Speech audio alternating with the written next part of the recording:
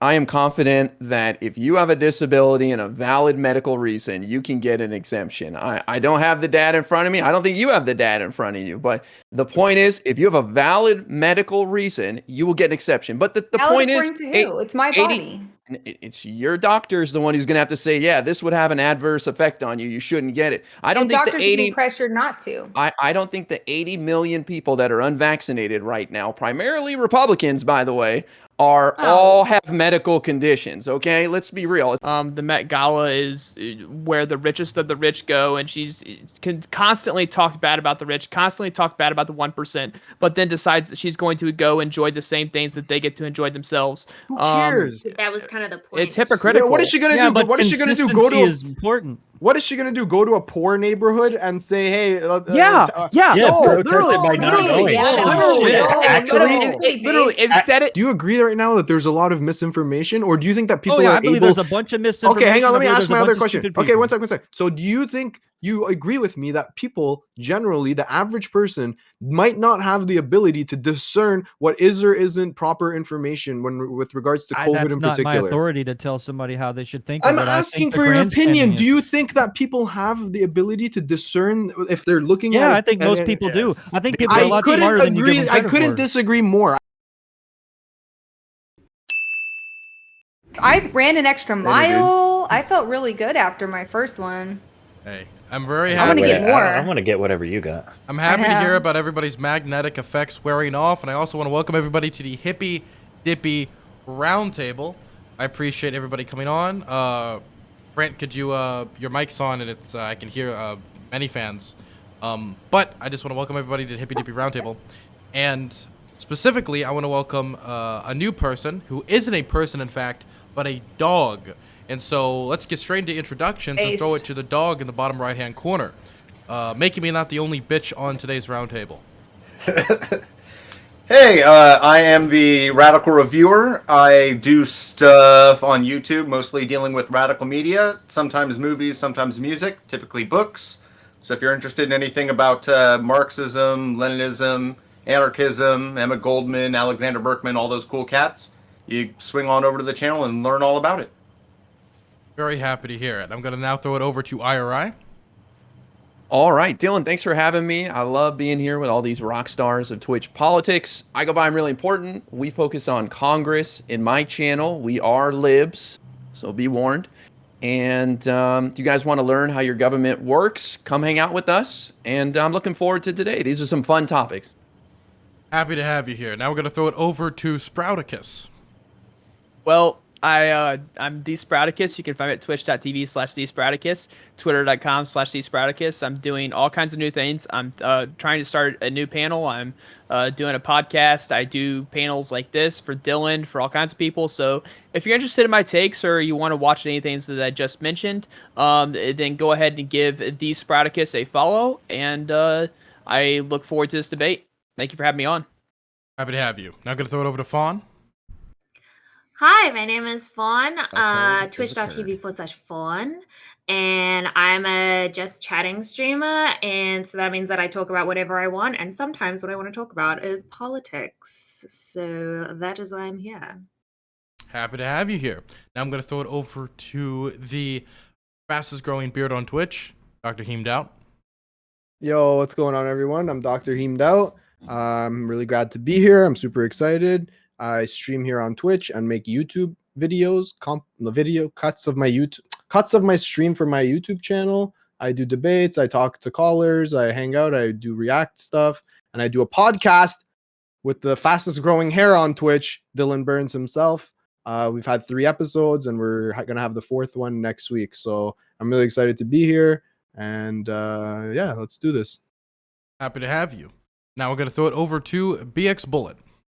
Hey guys, Big Bullet TV here. I am, I guess, like a center, maybe possibly right-leaning on some things. Kind of take a moderate stance, which everybody seems to universally hate. I do politics here on Twitch. I also do like gun advocacy. We sometimes just dick around and talk about nothing in particular. BX Bullet TV on Twitch, Twitter, YouTube, and Instagram. Okay, now I'm going to throw it over to Brant. Yo, hey everybody, my name is Brant from Brant for Liberty on twitch.tv. I'm an open source newscast activist, I guess you could say journalist. We cover everything that's happening in America and abroad, mainly liberty-based movements, and I'm here to have really great enlightening conversations. Very nice to meet everybody, by the way. Happy to have you here. And now we're going to throw it over to American Nacho. Hey, twitch.tv/American Nacho on Twitch. I stream video games mostly, Rocket League, Rust, Halo, League of Legends, all the most toxic video games. And then I recently got into politics in the past year or so. So I'm center right, also pretty moderate, also piss a lot of people off on both sides. So I'm happy to be back on the show. I've been working a lot, so always glad to be back. Happy to have you back from Nebraska. Okay. Now, before everything else, I also want to tell everybody at home that tomorrow I'm going to be streaming. Now, I'm not going to be streaming Jump King. Tomorrow I'm going to be in D.C. at the pro-Trump protests to free the January 6th. I will be wearing my Biden hoodie and passing out copies of Hunter Biden's new book. And we're going to see how that goes. So please do look out for that. That's going to be a blast. Besides that, I also want to go into the rules. The rules are simple. Nothing against TOS. If I'm talking, nobody else is talking.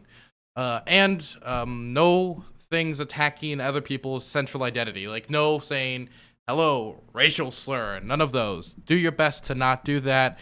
It kind of makes me not vibe.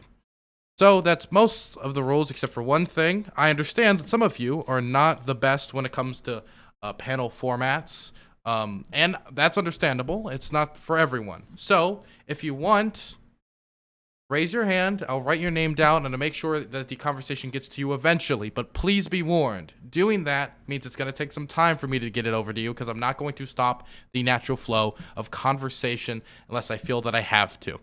Is there any confusion about the rules? Okay, one warning, if you can't hear me clearly, please do turn me up in your Discord, because if I'm talking, I will get slightly peeved if you continue to talk while I'm trying to moderate. Okay, so we're going to go straight into the first topic. The first topic has to do with something that we've talked about a little bit here on Political Twitch for a while, vaccines. So Biden has pulled the trigger on a vaccine mandate. The vaccine mandate basically makes it so businesses will enforce a mandate for all of their employees to get vaccines, unless they want to do weekly testing. He pulled the trigger on this, and it has enshrined the continued debate about whether a vaccine mandate should be enforced. And so, my question is, do you support this vaccine mandate, or are you against it? So, we're going to start in the bottom left-hand corner with Sprouticus. I'm kind of glad you started with me.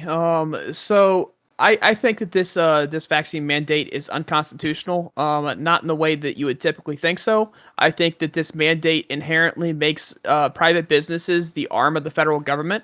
If Biden was going to do a vaccine mandate, he should have just outright done a vaccine mandate and then tested it through the courts instead of making private businesses the arm of the federal government. I find that is completely unconstitutional, and I oppose the vaccine mandate.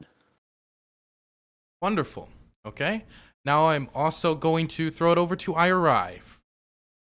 All right, well, I support these mandates. We, the vaccinated, are getting real tired of this pandemic. It's been long enough. You guys have had enough time to do your research. You got any questions? You want to ask anything? I mean, come on, man. I personally support even more mandates. I think we should go way further than this. Let me list a couple here. Mandate vaccines for plane and train travel. We already got mask mandates on there. Why not? We should provide financial incentives for businesses that require customers to be vaccinated. No shoes, no shirt, no vaccine, no service. And another idea, the government issued vaccine passports. Why are we letting people just bring in some little piece of paper they can forge? This is ridiculous, man. We need to start getting serious about this. We're losing 2,000 Americans every single day. This is a nightmare. People out there should be outraged. Thank God Biden finally did something. And let me end on this. I did not get vaccinated for me. I am a Sigma male in the prime of my life. The chances of me dying or being hospitalized by the virus are slim to none. I did this for my community. That's who I did it for. And I look at my friends over on the right and I say, where is your patriotism? Where is your sense of community? Do you not care about your fellow man? It's getting old. It's time to grow up. Get the vaccine. Very, very patriotic. Now we're going to throw it over to the dog. Hey, yeah, I think that Biden's new plan seems pretty dang good. If you saw his speech the other day, he talked about we got 175 million Americans currently vaccinated, but unfortunately got like 25% unvaccinated, so we should try and bump that up. And it seems like a lot of the things that he is doing is within his jurisdiction. He's doing it for federal contractors have mandates. He's doing Head Start employees, medical employees that receive payment through Medicare, Medicaid. And the stuff that he's doing for businesses that are 100 employees or more, he's doing through the Department of Labor. So it seems like he's crossing his T's and dotting his I's, doing it with his proper jurisdiction. I say go for it. Wonderful. Now we're going to throw it over to Fawn. So, yes, vaccine mandate. Good. Because apparently Americans can't be trusted to do that by themselves. So we do need some kind of incentive for that. And you had plenty of time to do it by yourselves. It's not getting done. So someone has to step in and step it up because this new variant is more deadly. And the way that things progress, obviously other things have to change, like getting stricter on I mean this happens all the time when technology and just society advances, and we have to put in more rules about what is actually going to be safer for the complete population, because the problem is that it's not just that people are like dying in the streets. They're taking up hospital beds when they get the virus, and it's much worse. They're taking up like precious resources, like ICU beds and time with the doctors and medical professionals. But also I'm a New Zealander and I don't know anything about Biden and I don't really care. So Okay, now we can throw it over to Dr. Heemdout. Okay. So I looked into this mandate, so-called. I guess there's 3 stages to it. One is for federal workers, because I was kind of just curious how it's like passing legally. One is for federal workers, which would make the government the employer, which is the one that is the hardest to contest. You know, they're the employer. They can mandate whatever they want. The other is for funding to Medicare and Medicaid receiving facilities. And again, they aren't gonna, I guess it's like they're gonna fine individual facilities that are not complying. And then the last one is for large businesses, and I think those large businesses, they fall under OSHA, occupational safety things. So I think with all 3 of them, I saw that the last one was going to be the hardest one to hold to precedent, but the other 2 seem to have clear precedents, and the third one is just a matter of how far we can, I guess, stretch it. I will say though, this might surprise some people, that I understand both sides of this argument. In medicine, there's a thing called medical ethics. When I was studying for medical school, which, full disclosure, I didn't go to. I chose not to go because it's too expensive. And but I studied for it. I did the MCAT, whatever. I had to read a medical ethics book that brings up all these various scenarios in which a case could be made for either, right? So like an example would be Jehovah's Witness child requires a blood transfusion, but the mother says no. So in this situation, both sides can kind of be argued. And I think it comes down to a medical ethics, debate in this one. But I find it interesting that like there's still 80 million people in America that are unvaccinated. And if you look at the cases, if you just type into Google USA COVID cases, right? I typed that in, you will see that the cases now are as high as they've ever been, up to 250, 300,000 a day. So, yeah, I don't know. It's tough. I can see both sides. It seems like I'm more interested in the legality of it, because I can understand both sides of it. So, and it seems like legally they're gonna be able to kind of pull it off, and that's probably why they didn't do it the way Sprout wanted to do it, because they want to put it into play in a way that's going to be effective. Okay. Now we're going to throw it over to BX Bullet. Yeah, so I think it's widely accepted that the president ordering private companies to do this is potentially unconstitutional, and they've recognized that they don't believe that they have the authority to do this. In the past, Biden and Psaki have both said that they didn't have the power to do this, and then they, pretended like there weren't going to ever be any mandates, and pretty much all this just kind of makes me suspicious that the mandates are more a way to strong arm businesses to move forward and enact mandates of their own so that the White House can then just be like, oh, well, it all just worked out and we don't actually have to follow through this because it was going to be challenged in court. I don't like that strategy. I think it's another attempt to divide us and make us fight. I think it's a shiny object to take our attention away from some other things that are happening in the world. And I just don't feel like there's any substance to this mandate because, again, I think it's just going to be challenged in court. It's going to be an uphill legal battle. If it does work out and they do end up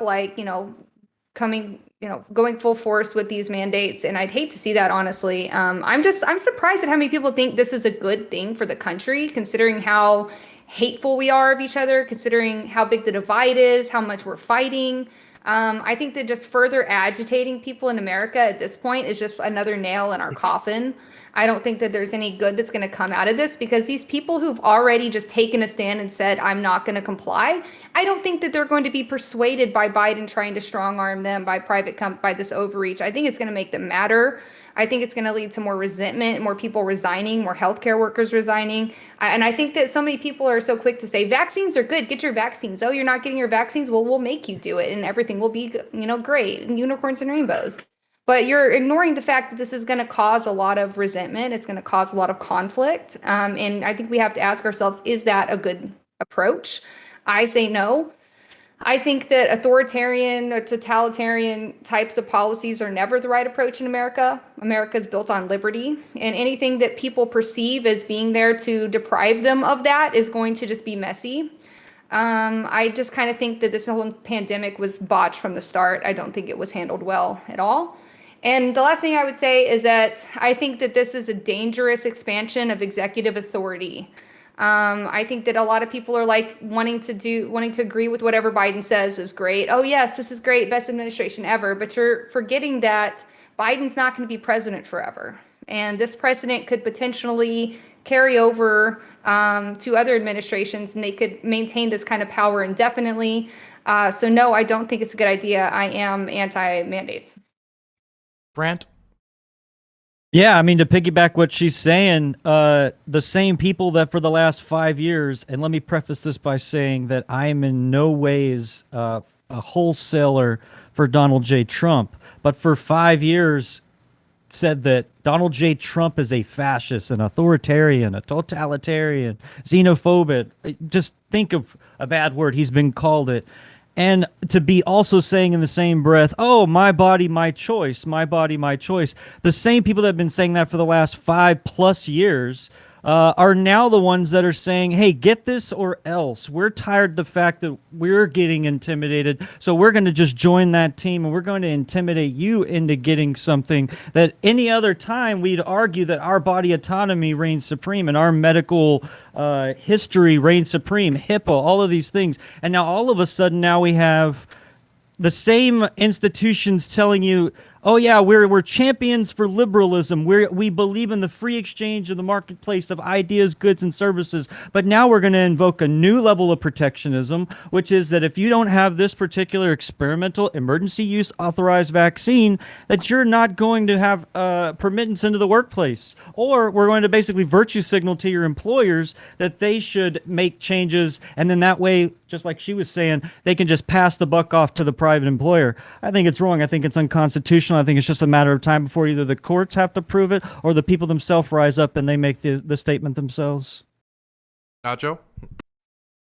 Yeah, I'm in the same camp. I think like pointing out that there's like 2,000 deaths a day is kind of like it's all kind of strange to me because the death rate has been tracking the exact same way it's been tracking since 2014. It's been growing by like 1% per year, like by death per thousand.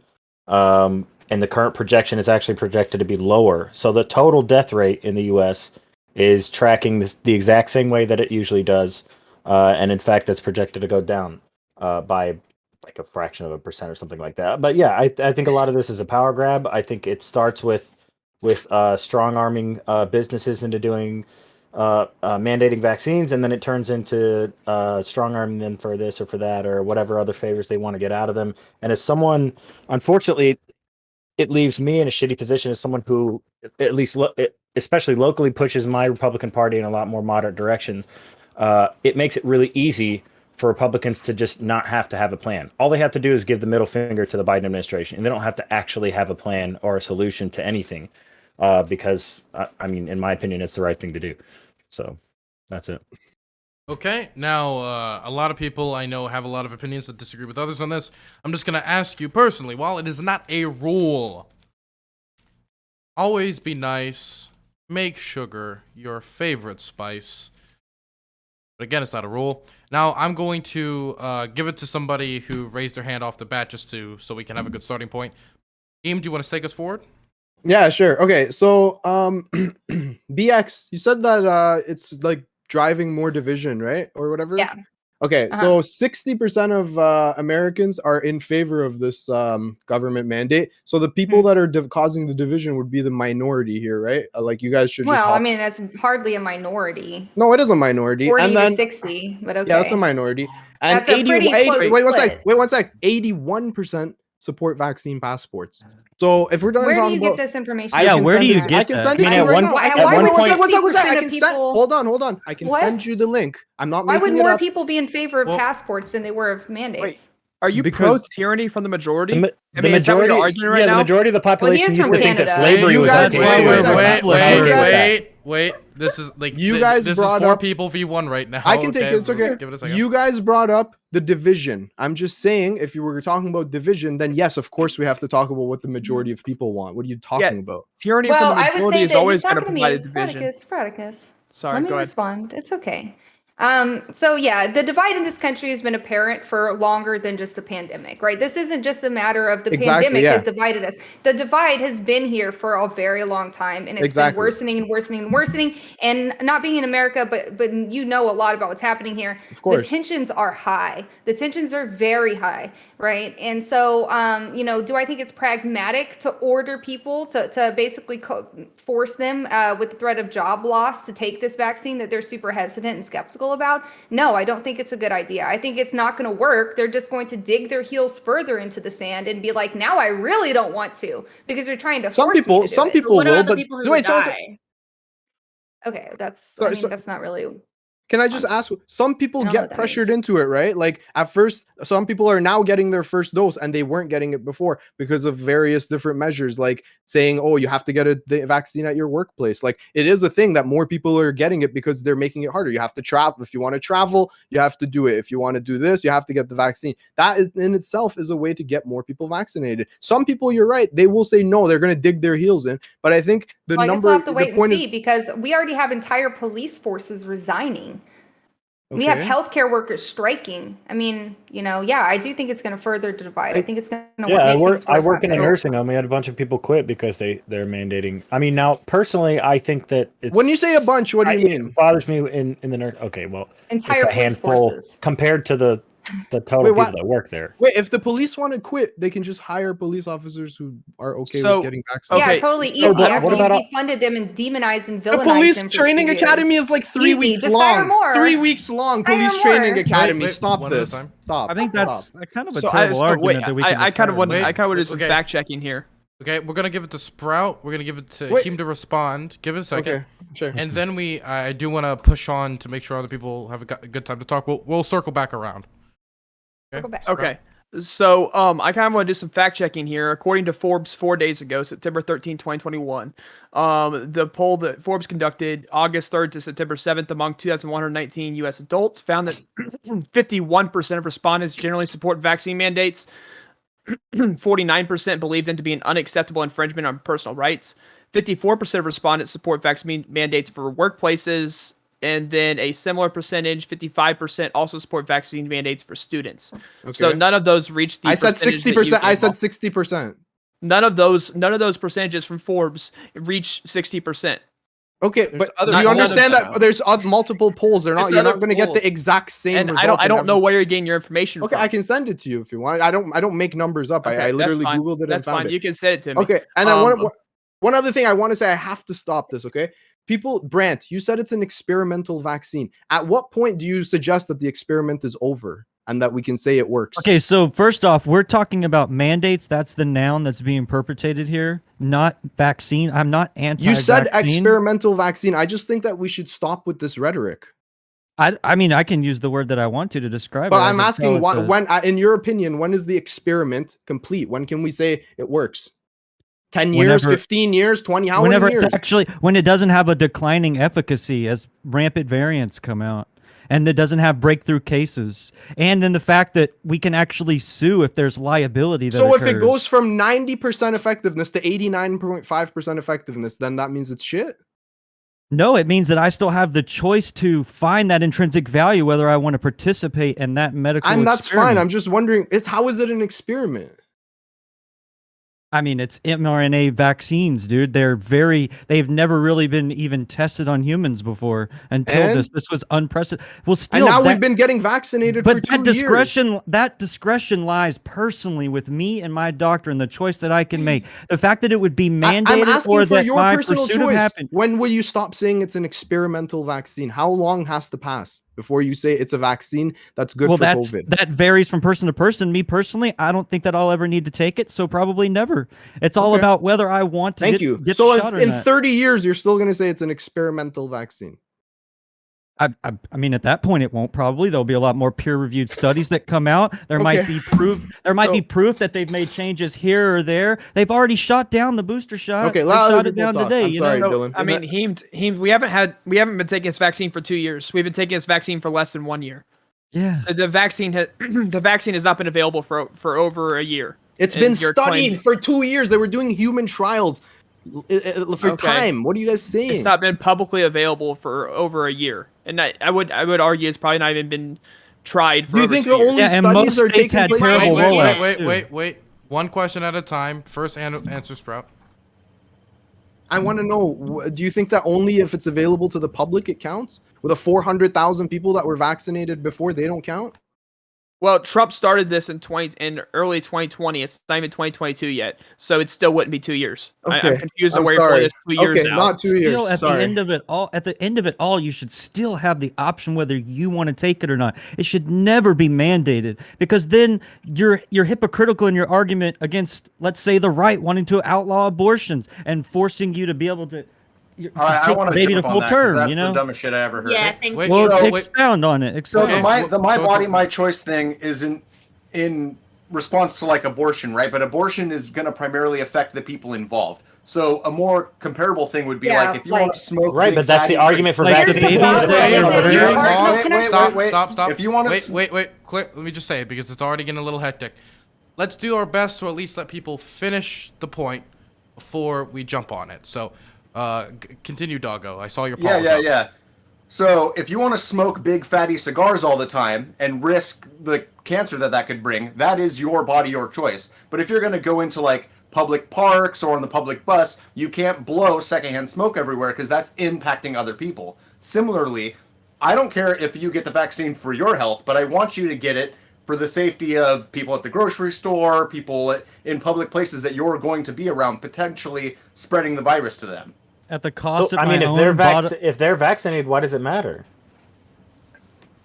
Because Okay. vaccinated people can still get the virus, and with more people unvaccinated, then there's other chances for variants. But if I'm still vaccinated, there's a chance I can still give you Bro, the who virus. cares if you don't have to go to the hospital? Who cares if everybody gets COVID, but we're all vaccinated, so we don't have to go to the hospital? We can get back to our regular lives. What are you guys That's saying? what they've told us. 2 Yeah, and weeks it is shows in the when it numbers. occurred. Look who goes to the hospitals. Look who's on the ICUs right now. They're all unvaccinated people. Come on. Yeah, but still, I should have the authority to leverage that choice with my own body autonomy. Why What about should you have the seatbelts? right to? Why should you have the Yeah, right to you have spread the right around? to not wear a I would seatbelt still, and I would die. still No, be for it's if a illegal. private If you get business caught, wants yeah. to have this. I If mean- a private business still Okay. Whoa. Sorry. I was muted and he couldn't hear me. That was my fault. okay. Sorry. I was talking. I was getting frustrated. Okay. Oh, my bad. So no, that was me because I was muted. I want to throw. So I'm gonna let Brant finish since I accidentally muted him as a thing of goodwill. Then I want to throw it to IRI because he raised his hand a little bit ago. I mean, I'm just saying that I should be able to have the ability to leverage whether I want to take that vaccine or not. If a private business that I work for says now they want to mandate it, I'm all for that. I'm talking about a mandate in general and how I feel about it of any kind. A mandate where you got to hop on one leg. There shouldn't be those particular mandates, especially when we're talking about medical autonomy, something that hasn't been out and fully tested for a year. Maybe it passed a base of a clinical trial at some point. Not a base. All 3 stages. You're muddying the water by saying that. Millions of people worldwide have got you're by saying a baseline trial, you're muddying the water. You don't see that? I mean, I wouldn't call it experimental, and I wouldn't necessarily call it a baseline trial. But what I would say is that people do have the right to choose whether or not they're going to take this or not. Because I know I had a health issue, and this was something that people came after me for when I said that I wasn't vaccinated because I had a health issue. I was going to get it once it was fully approved because what my doctor said the time frame was. And so when that was stated by me, people in panels came after me for it. So I think that each individual knows themselves better than anyone here. And I think that someone has that ability to look at their life and decide whether or not it's good for them to take this vaccine, even if it's not founded in factual information. I think they still have the right to be dumb. Like, can I ask you a question? Can I ask you a question? Can I ask a question here? First, I want to throw it to IRI. He's been waiting patiently. Yeah. Sorry.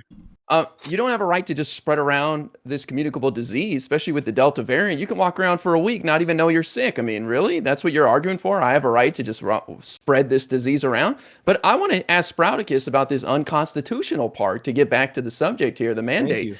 First of all, there's 2 exceptions, medical and religious. So if you have a medical reason, you can get out of it for the Biden mandates. So, I mean, and if you don't want to take the vaccine, you can take a weekly test. So there is no unconstitutional part here, man. What's wrong? If you don't want to take the vaccine, just take a test every week. There is an unconstitutional part of it because these employers are going to have to pay for the testing. If you actually look into the amount that testing is going to cost for the employer at that point in time, it would be ridiculous. So employer, it's become the private employers are becoming an arm of the federal government in this mandate. If the federal government wants to issue a mandate, fine, let the federal government issue a mandate, but they're using the private businesses as a arm of the federal government, which I remember being incorrect when we're talking about social media. They're like, oh, no, Facebook and Twitter aren't arms of the federal government. Well, they are now. So they are now arms of the federal government with this mandate. So I mean, it's just a flip flop that I'm curious. I mean, are private businesses, is it good for them to be arms of the federal government? They're a shareholder in America. They have a role to play in all of this. But for them to be arms for them to be arms of the federal government to force things upon people, they're not arms of the federal government. It's an OSHA rule to keep the workplace safe. It will as directed or virtue signaled by the federal government. They're arms of the federal government. The federal government is the one that's telling private businesses to do this. Private businesses aren't just doing this by themselves. If we remember from Biden's speech, he said that they're going to be sold at like Walmart and Kroger and stuff at cost for the first 3 months. So it's not like they're profiting off it. But also he was going to do $2 billion for testing kits at community centers, food banks, and schools. So, I mean, they're making it available to go get tested. It's pretty easy. I went and got tested the other day. I also want to throw it now to BX Bullet and then after Heemed. Yeah, so I want to push back on the, it's super easy. Just go get tested, and it's not that big of a deal. So I really think that it's going to be a huge deal, and I think that this is something that people aren't talking about, which is the logistics of this whole thing. So if all these people, like 80 million people, really did all try to go get tested for COVID every week, it would be a disaster because when I went to get my vaccine the other day, people were there for tests and people were there for actual vaccines. People are still getting sick, so you still have to test the people who are sick. I mean, there were super long waits at like every place that I went. You couldn't get a testing appointment. The last time I tried to get a testing appointment, I had to wait 3 days. I had to wait 5 days to get my results because they were so swamped. So I think that you're underestimating how easy it's so easy. Just get tested. Like is really silly. Well, like you'll- it's It not does easy. really suck but like it does take a really long time. Imagine how much worse the hospitals are. filled Okay, with well, that's not the COVID that's not the patients. that's not the It kind of argument. is. They The kind of argument leads is that into it, though. logistically, this is a Kind of really leads- poor option. Well, BX, And yes, you'll be happy to hear that Biden has enacted the Defense Production Act to all he did was get just these increase guys the to number of start tests. making. Is he also going to just? Is he going to increase the production of? BX, Sorry. BX. I didn't get to hear what Ira was saying. I'd like him to explain what he's talking about because I don't even know what he's talking about. Okay? Oh, he's just going to use the Defense Production Act to get them to make more of the tests and to make them available at cost. And the price is going to continue to go down. In fact, it's going to be people that have to go out there and buy these tests themselves, do it at home. I mean, I think we should have a lot more tests. It should be a lot more common for Americans. It's shameful how we don't have tests here. Over in across the world, tests cost like $1. So we need to catch up to that. So Okay, I understand there's a problem now, rebut. BX, but that's going to change. Okay, well, let me rebut. Like, because my issue wasn't with the supply of tests, because what you cannot do is increase the supply of people to administer the test and lab technicians to process the tests. But you do them Is he at going home. to also increase the production of people? They're Home at-home tests- tests that you can get. Home tests are often Those not cost accepted. a lot of money. They're like And they're not accepted $4. in my workplace. In my workplace, they're not accepted. They're not accepted widely. Whoa. Well, okay, again, right now, but this is a huge thing that we're just enacted. It hasn't even gone into effect yet. So obviously Okay, things so are the going to change. mandate is right now. The mandate is the It's mandate not in isn't. effect. They still have Okay. time to get vaccinated federal employees, and the OSHA rules haven't been written yet, so there is no mandate for the 100+ employees yet. Hasn't even been written yet. There's a mandate for the federal ones, yeah. Yeah, but it doesn't go into effect until 75 days from the announcement, which is quite a What bit about away from now. businesses that flat out refuse to participate in this? And Well, and their then they employer- can be susceptible to $14,000 fines by the Department of Labor. Yep. See, I- that's the part we're not talking about is the fact that this isn't just some benevolent, oh, we're virtue signaling to. No, this is hey, you'd better do this or else, or we're going to impose new levels of sanctions on you and stuff. You don't think that's going to Can I ask a have question? any influence in strong arming a business into doing something they don't want to do that might be against their religious beliefs or maybe Okay. their own? Can I ask Heemed a Or is was- it a question? religious exemption? Wait. Heemed was next, so I want to give Ira and Heemed a follow-up. chance to speak. Then I want to throw it Yeah. over to Fawn because Fawn was trying to say something earlier, and I feel they were Okay. interrupted. So, Fawn. Okay. Heemed? Yeah. So first of all, I just want to say it's so funny that we pick and choose what we want to do with experimental stuff.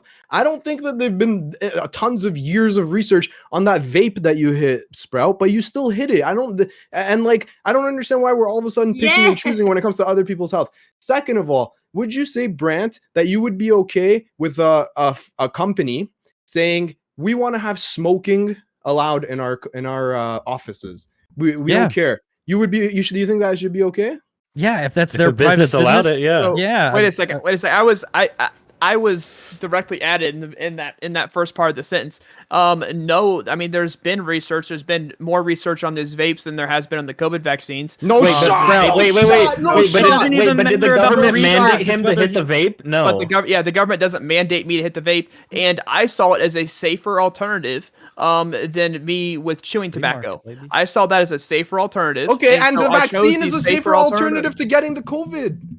For some Thank people, you. it may be, yes. in your For estimate, some people, it may not.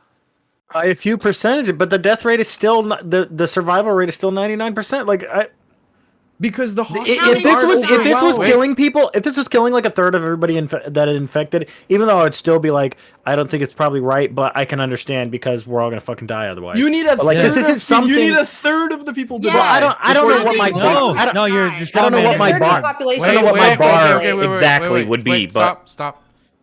There was 4 people talking at once, so I don't think anybody heard anything that anyone said. So what I'm gonna have is him say what he said again because I didn't hear it, and then we're gonna have people respond before I go to Fawn and then Brant officially. But Brant's already talked since then. So okay, Heemed? All right, I'm just gonna pass it over to Fawn. Go ahead, Fawn. Do you remember what you were gonna say? No, I was in the middle of something. I'm sorry. Oh, it's okay. No, you can talk. You can talk. Okay, I was gonna say like laughing.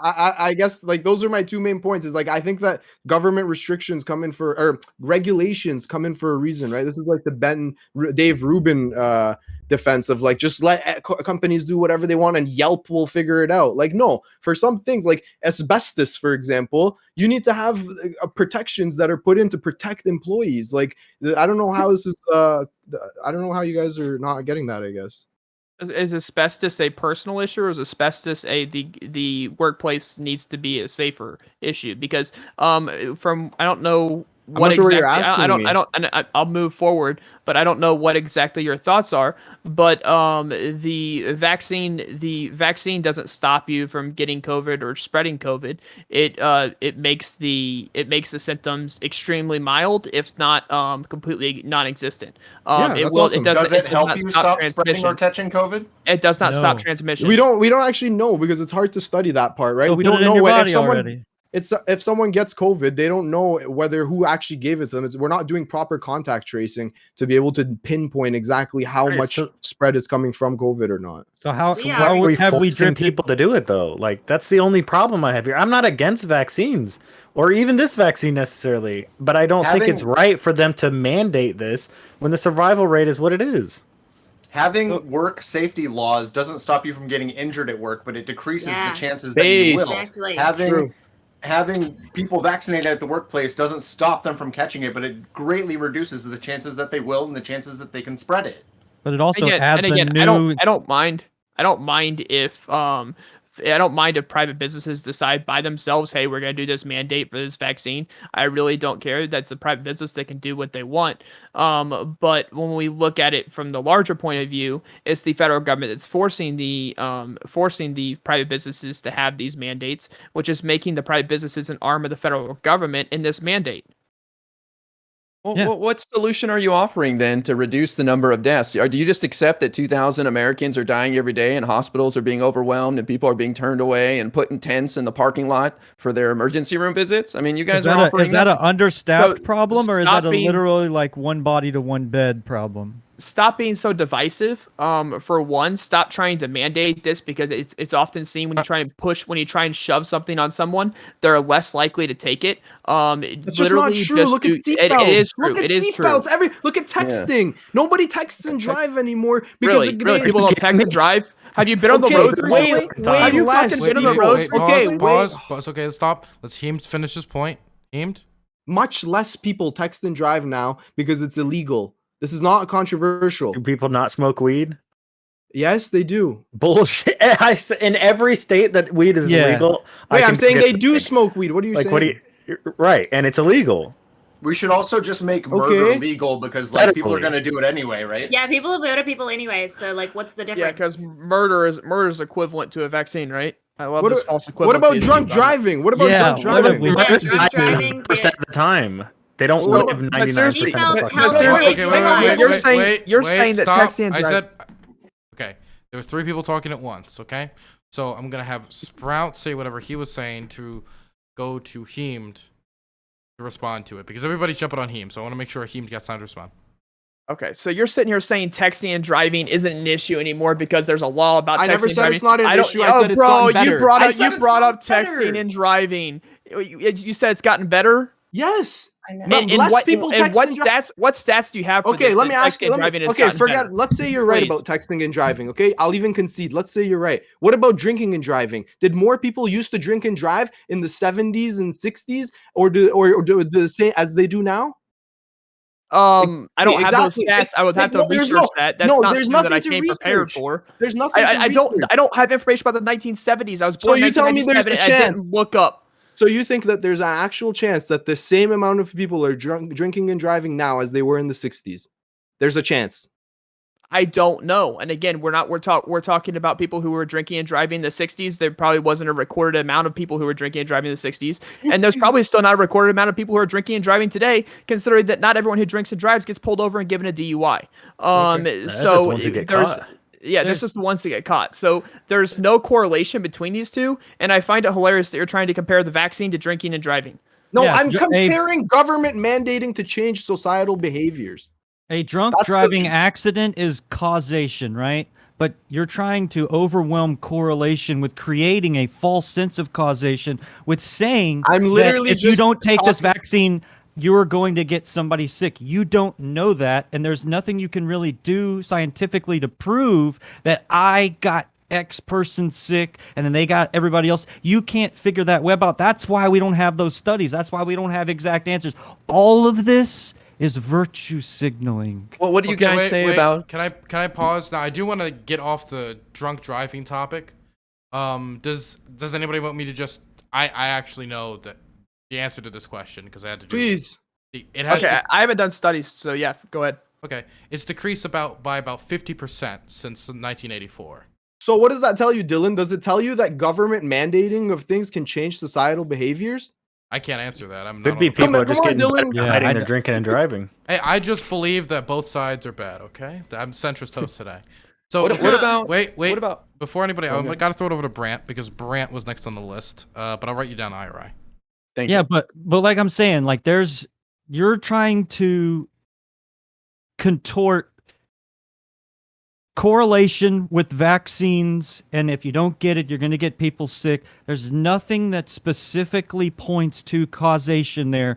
There is causation in saying if you drink and drive, at the end of it, we're going to have a police report, we're going to have 2 vehicles involved or whatever that happens, and that proves to causation that drinking and driving makes that. But there is no way to peel the onion layers back on someone who doesn't get vaccinated, goes hangs out with people, that person who's vaccinated then gets sick.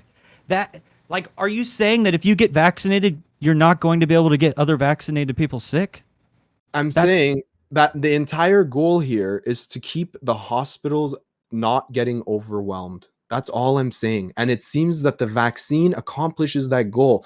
Who cares if everybody gets COVID if nobody ends up in the hospital from it? But if you everybody can't just gets guarantee that. You almost can. Look at the can. the symptomatic cases. Look at the hospitalization cases. I just don't think that it's worth. I just don't think that it's. No, I'm going to close out on that. I don't think that it's worth risking the fact that I could get something from the vaccine when I would have never been susceptible to anything, all in the name of protecting some other person that I'll never know whether or not getting that is truly protecting them or not. But I'm supposed to sacrifice and take just spin the wheel of possibilities, and I'm supposed to get this vaccine when I could end up with Bell's palsy, I could have blood clots. There's a whole myriad of things that I could become infertile. You could get hit by a car. You could get hit by a car when you go get the vaccine, right? You could also get hit by a car. But we've had myocarditis. We've had vaccine mandates for years for other diseases, and you guys haven't complained at all. And in fact, Republican states like Mississippi don't even have exemptions for religion or philosophical or medical or anything. And so like why now? said, why now like are you guys upset? But Well, you're were not those- let me upset. ask you. Wait. You're bringing up. Wait. Okay. Sorry. 1 second. I just wanted to quiet the room down for a second. You can finish what you were saying. I just want to write BX bullet down. Okay. Brant, finish what you're saying, but I got to go down I was gonna say, were those vaccines emergency use authorized with This isn't no emergency chance use. of No. This is approved. Do you not understand that Pfizer is fully approved? it's recommended by the FDA. No, it's fully approved by the FDA for Say people over experimental one 16. more Pfizer, Stop saying Pfizer it's has experimental, man. It's Pfizer incorrect has full information. approval. Pfizer has full approval. Moderna, you can call experimental. J&J, you can call experimental. Pfizer. So has you're full telling me approval right from now, the if I FDA. go get the Pfizer vaccination, something happens to me, I didn't sign a form relieving them of liability of me. No, you taking can't. that shot. No, you still can't sue Pfizer. Oh well, then there you go. that's- I mean, that- as that's far a- as I'm that's John, can you government wait? law. What other drive? If you go get cancer treatment and they give you chemotherapy and you die from it, can you fucking sue them for that? Yeah, but did you willingly choose to do that in the name of possibly not dying from a greater affliction? This has now become the conflict of what is prevalent as far as logical choices. Actually, still choose. for vaccines, you're actually able for most vaccines, you're actually able to either sue the manufacturer or sue the government to get some kind of relief back if you have an if you have an adverse effect to that vaccine. The reason it hasn't happened for vaccines is one, to keep the price down, and two, to get these out to the public faster. So it would be higher price per dose per individual if they were going to take lawsuits, and it would also take a lot more time in the lab to try and like nail down everything. And it wouldn't have gotten out as fast, and it'd be a higher price, which is why the federal government has basically relieved Pfizer, Moderna, J&J from receiving lawsuits She based can off of still sue adverse the government effects. in No, about 10 years. I'm trying to be a part of that class action. You know what I'm saying? Okay, wait a second. IRI? It's been 9 months. Most adverse things happen in the first couple of months. It's been 9 months this has been used. Pfizer first started being used on December 14th. I mean, what are you waiting for? I'm with Dr. Heem. At what we point gotta do you we just gotta do wait this? 20 years, bro. You never Yeah. know. After 19 years, 364 I'm not saying days, you don't might get start it. to get some adverse effects. But I'm these not also saying these are your don't get it. fellow I'm saying make Americans. your choice. Yeah, Don't you nobody's care? saying nobody's here is telling people. At least I'm Don't not get it. telling anyone don't get it. I never said that. I have it. I got it. I got it too. I'm just saying. I think you the have a noun in choice. this situation is mandate, not vaccine. Mandate makes vaccine an adjective. We're talking Right. about a specific type of mandate, correctly? So I'm against mandates that would take away the ability for someone to be able to make that choice on their body. If you want to But go get the there's no- vaccine, go get it. That's why we have it. So it's an option so you can There- feel protected. Wait, I Brent. shouldn't have to take something so that you can feel protected. There's no Brent. convincing people at this point. It's just, how many more questions are they going to ask? How much more time needs to go by? These people can't be convinced. It's enough with the carrots. It's Maybe time there- for the okay. stick. There's a Okay, lot of see? reasons, So- though. And the I'd like- authoritarian Brent, show their Guys, colors. guys. Okay, Fond and BX. We're going down the list. And then, can I get in there? Okay, I'll write your name down. Fond? Okay, I feel like it's a very different. I feel like I'm coming from a very different place just because I live in New Zealand and we have had 27 COVID deaths in our country of 5 million, and I'd say that's pretty fucking good. That's pretty amazing, and we have some of the strictest lockdowns, and they've also been some of the shortest because we hit it hard and we hit it fast, and we get out of it and we live our normal lives. We've been living normally for months, and we're gonna go back to normal after this lockdown again, and it's really fucking based, in my opinion, and I don't. Like I'd say that's freedom. That's freedom is the fact Like that the we Gestapo can live is freedom. complete- What do you mean? Yeah. The The Gestapo? strictest this hate, lockdown in after the this world. That's lockdown, The we'll freedom. get it. Gestapo? You After think this people are lockdown. coming to our houses and shooting us, like dragging us out on the street, or finding us out on the street and gunning us down? Our police don't have guns. It's nothing like the Gestapo. Our police don't need guns to scare people into doing shit. We True. understand. Yeah, they're just We scared. understand that we understand that the way to get back to normality and to get back to our full freedoms is to work together and make a small sacrifice of a couple of weeks at just chilling at home, and then we can get back to our normal life And a sore arm. way quicker. They held your life Oh, at yeah, ransom. we Like, what do you had a mean? couple of weeks. Okay, wait. Next is BX Bullets, so I'm gonna throw it to them. Yeah, I don't think that it's really great to compare New Zealand to America because it's just not even comparable with population densities and the things that we've got going on here. But what I really wanted to focus on was the statement about the medical, like that IRI saying if you have a medical exemption that you don't have to do whatever. But the issue is that there are almost no almost none. They are so small. It's probably less than 1%, like half of a percent of people that are going to get medical exemptions, which I don't think is fair to people who honestly have like scary health conditions like I had earlier this year, and like legitimately just did not want to overburden my system anymore with everything that I had going on. And I can say, and I know people will attack me for being charitable here, but like try to understand that that's very scary for some people being in a health situation like that. And like for me personally, like I waited until my health situation was resolved to get vaccinated, and I eventually did, but I did not want to put any more stress on my system.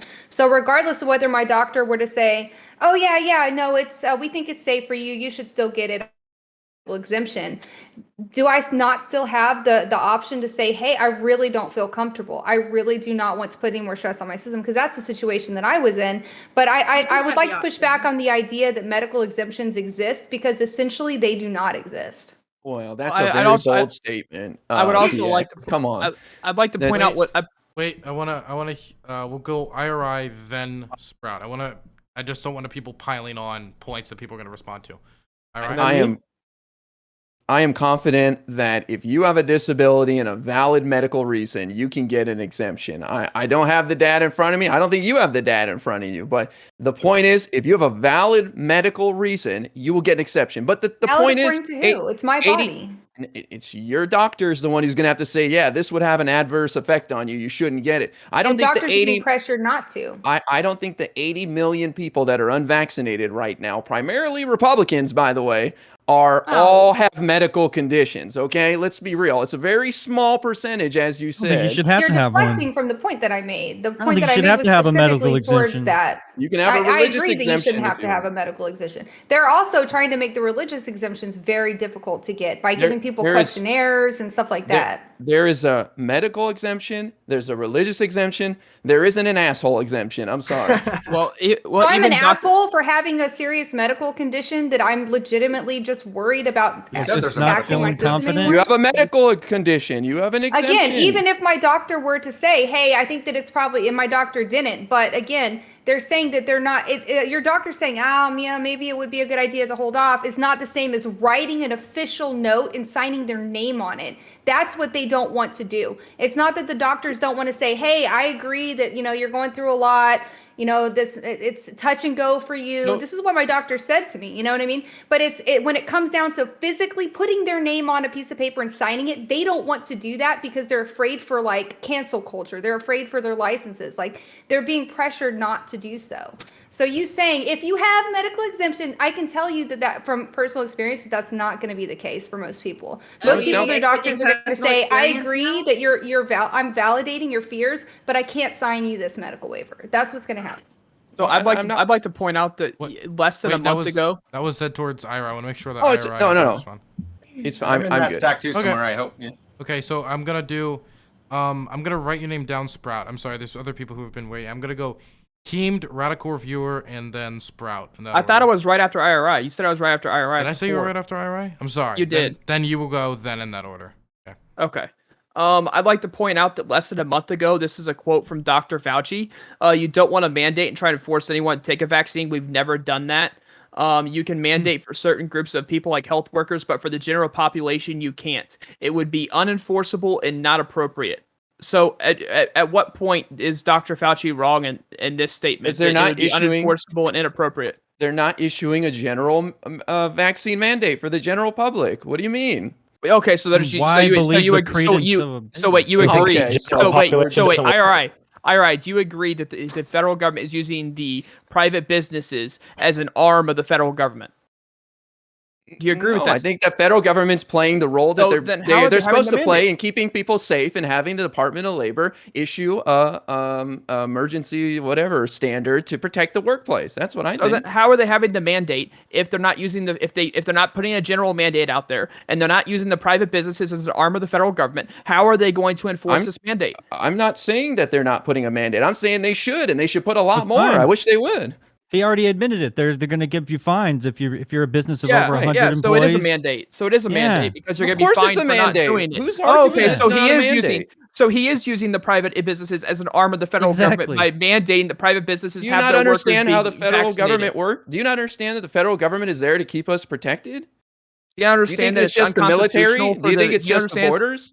Do you Yeah, but understand it's protected here is unconstitutional purely for the federal subjective. government to do such? No, To, OSHA has been in effect since the 60s. It is there to protect us from grave danger in the workplace. This is a grave You danger think a in the work. 99% survival rate is grave danger? 99.97. Okay, hang on one sec. Gamed. Is this for people with businesses with over 100 people?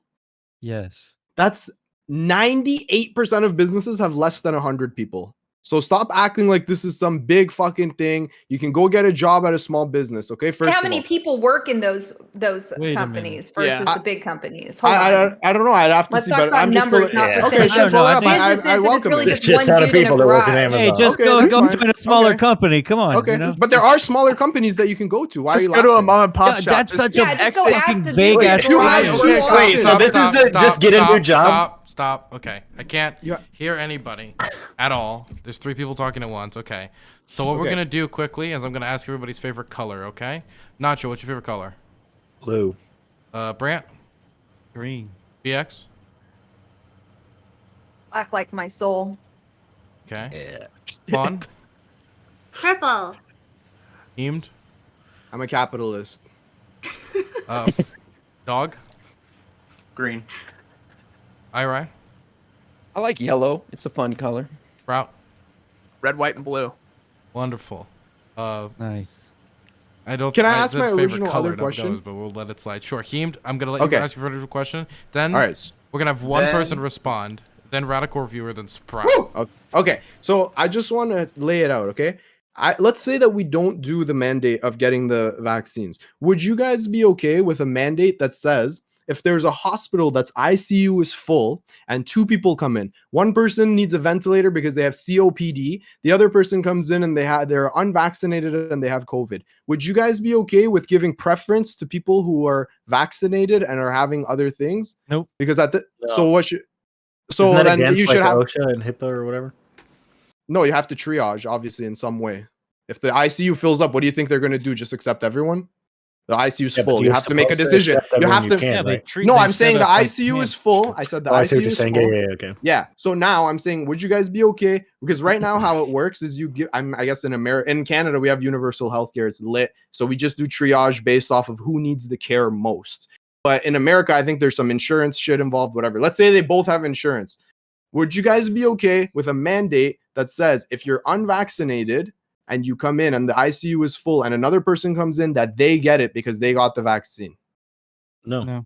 No. Okay. Not in Then I don't know what to tell you. Like, you can't have it both ways. Okay. Why should you get to Well, I mean- overwhelm the hospitals with your lack of care for your community? Well, I mean, I could make the same argument that somebody chose to smoke cigarettes or live an unhealthy lifestyle to get COPD. Yeah, we're gonna Not necessarily. You can get COPD we're being a gonna get minor. You preferential can get treatment Maybe COPD people being a chose minor. to defund the You can Well, get you police and chose get to be a police minor. Let's assistance just either while we're at it. straw man it. Yeah, Fuck and they it. also got the vaccine. So why can't they get the care? They did Yeah, their part. if someone's to like protect a society. drinker and a smoker, do you think we should put them in the back of the line ahead of like people who didn't drink and smoke their whole lives, but they both It's the have cancer? pandemic. It's not comparable. Yeah, I'm not sure how you're comparing these two. I guess Yeah, but you're saying because of their choice to not get the vaccine. if the government said, It's their "Listen," choice to if smoke the cigarettes and government drink. came out and said, "Listen, every time you drink, you actually have a potential to kill other people as well," then and for that reason That's we're not making what- it, and no, for no, that no, reason just- we're wait, making wait, it wait. illegal. It was about the hospital, your hospital scenario about Yeah, because I'm mandating to saying choose one over the Preferential other. treatment. yeah. Yeah. Because you Medical chose Yeah, not. that's what I'm discrimination. talking about. So people choose to smoke and drink. People can choose to take the vaccine or not. Okay, take the what if vaccine. You think somebody it's the gets? same What if scenario? somebody comes in that didn't make any choices? Okay, I can easily fucking fix this. Like, somebody comes in, they didn't make any wrong consumption choices. They need a ventilator just as bad as someone who got COVID and is unvaccinated. Would you guys be okay with saying that the unvaccinated people go home? No, hell No. no, dude. Okay, It then you depends on guys their are condition. Heartless as Okay, fuck, okay, man. okay. all we right, gotta, all right. I tried. Gotta move on. To Okay, I question. tried. Radical Yeah. Reviewer. Yeah, so mine is kind of applicable to Brant and then also, I guess, Spartacus this last little bit of time. So you're talking about the primacy of the word mandates over the term vaccine, that the biggest sort of crux of the issue is this term mandate. So I'm going to assume that you are probably okay with the federal government almost acting like a private business and saying people that we give money to, federal employees, contractors of the federal government, people who get money from Medicare, Medicaid, Head Start program, mandating the vaccines for them, kind of acting as, hey, we're paying you, and Yeah. this is the expectation for working here. You're okay with that, I assume, yeah? Yeah, if the person has a way to tangibly get out, they can be, let's say they're in military service, they can be discharged or relieved of duty if they don't want to take part in it, as long as it doesn't destroy their reputation. and it can be peacefully dissolved, then I'm completely okay with the federal government, if they find it in their best interest to do that, to mandate it and allow people to, like Dr. Heem said, just go work for a smaller company. Okay, perfect. So I'm glad to hear that. So we're all okay with anything that the federal government is paying the wages of these people. They can set mandates for. Okay, cool. That's done. So the other part of it is the places with more than 100 employees. So Biden isn't personally pushing this forward, right? He's pushing it through the Department of Labor. And if we go to like USA.gov and read their description of the Department of Labor, the Department of Labor administers federal labor laws to guarantee workers' rights to fair, safe, and healthy working conditions, including minimum hourly wages, overtime pay, protections from employment discrimination, etc. Right? So if he does that through the branch of the government that is designed to ensure safe working conditions for workers, are you okay with that? No, because I'm not trying to merge private businesses as a federal arm of the government. But it's going to be a regulation just like other labor safety laws. You know, you have to team Asbestos. lift, you have to follow food handler's permit. You know, you get a food handler's permit to help stop the spread of foodborne. Yeah, but there's illnesses. no causation, right? That's what I was talking about earlier. Is we were making correlating arguments. Like, man, we're all standing in an elevator. One of us has COVID. We don't know who it is, and other people get COVID. And so now, like, the burden of proof of who had COVID, all those causational hard facts and stats we can't point to, and therefore also I'll tie it into my other argument that I'm getting a vaccine that I cannot get any liability or accountability back if something adversely happens to me. Now, you're talking about regulations like OSHA, safety guidelines, and stuff like that. That doesn't require me to put something in my body that could, potentially have adverse reactions without, providing an actual impact on what's going on.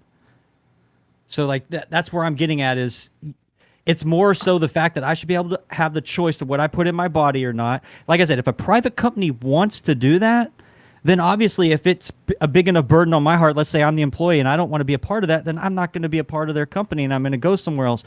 I don't think that it's right, but I don't think that the federal government should be incentivizing this behavior by saying, if you don't enact said mandate, we're going to fine you lots of money. That is indirectly influencing private companies, making them directly a part of the federal branch of the government through the loophole of the Department of Labor and creating a regulation or something that is it seems nice, seems like on a feelings-based argument that it's nice, but there's no real meat and potatoes that stops people from getting it. There are countries that have 80 and 90% vaccine rates. They're on their third and fourth boosters, and they're getting declines in efficacy. And with all these, if I didn't have all this other peer-to-peer research that we've had been just bombarding us, then I Which would country probably be is more that? on board. Part Israel of the and food Iceland. handlers- They've had 4 booster shots or fourth. Yeah, on their they're fourth pushing. shot, They're pushing on the fourth one now. Yes. and their efficacy is dropping. Yes. Part of working with food and having a food 39%. handler's permit is about staying home when you're sick, right? So wouldn't they're not mandating the vaccine, they're mandating vaccine or get the test, which is free. I mean, doesn't getting the free test fall under but what happens not going when to you work get sick, like with your food handler's card? Well, then what happens whenever you get sick, you get COVID, you go home, you quarantine, and you're over? Now you have healthy antibodies. Are you still going to mandate that person has a vaccine to go back to work? How do they just lived through it and now have healthy, antibodies in their system? Like at what point does the vaccine cure all of our problems? Where can you point on the map that causation-wise that we will get the results that you're promising that we will when we started this whole triage 18 months ago? And we could argue about vaccine rollouts, how they were slow. We could argue about how, maybe certain states were behind the curve, some were ahead of the curve. Everybody's got different geography. Like BX Bullet was saying, different population densities. There's so many things here that correlate to maybe a swing on the graph, but there's no causation data that proves when I get this vaccine that I'm going to be saving everybody. And at the same time, if something happens to me, the government has my back. Can I ask you a question? How do you explain one the response fact and that then we're getting Fawn in, okay? Okay. How do you explain the fact that like 90, some crazy high number, I think it was 95 or 96%, every time data comes out that shows that the people that are getting hospitalized are unvaccinated? Yeah, but isn't that their choice to make? Haven't they chosen? No, it's not, right? We're a society. We need to. Public health is all of our. So I'm gonna hold you hostage or mandate something on you for your own good. Wait, I'm That's what asking you're you, saying that there's no proof that it works. I'm telling you, if if the hospitals are 99%, There's no causation that me getting it is going to directly lineage-wise prove. So you think it was accidental that happens? That every hospital, the ICUs are filled with unvaccinated people? That's like by I said, random. regardless of the efficacy of the. You're making it sound like it's vaccine. not statistically significant. Well, that's why there's breakthrough cases. That's why they're. No. I'm talking about the hospitalizations, right? There's a reason why vaccinated people aren't ending up in the ICUs. I mean, is that it? Okay, so I mean, basically, like I said, dude, it should be your choice. I mean, whether it works Should it be or my not, choice to drink and be drive? It should be my freedom to be as like. What about drink and drive? Spartacus was saying, What to about be as drink and dumb drive? as I want to be. Drink and drive? Yeah. I mean, if I'm gonna pay the consequences if I'm out drinking and driving. Okay, I'm done. I'm done. I made my point. Oh man, you were so close. On. I made my point. So you keep on talking about how there's like no way to trace it back or anything. Does that mean that you would be pro contact tracing? I mean, if that's what the private company wants to incorporate, of course. It kind of only works if everyone does it, because in New Zealand we have we have contact tracing like throughout the country. It's not like mandated, but it is highly suggested, and that is how we can actually link back to we have like locations of interest that get updated on government websites, so that you can check and say between this time and this time, if you were at this place, go get a test.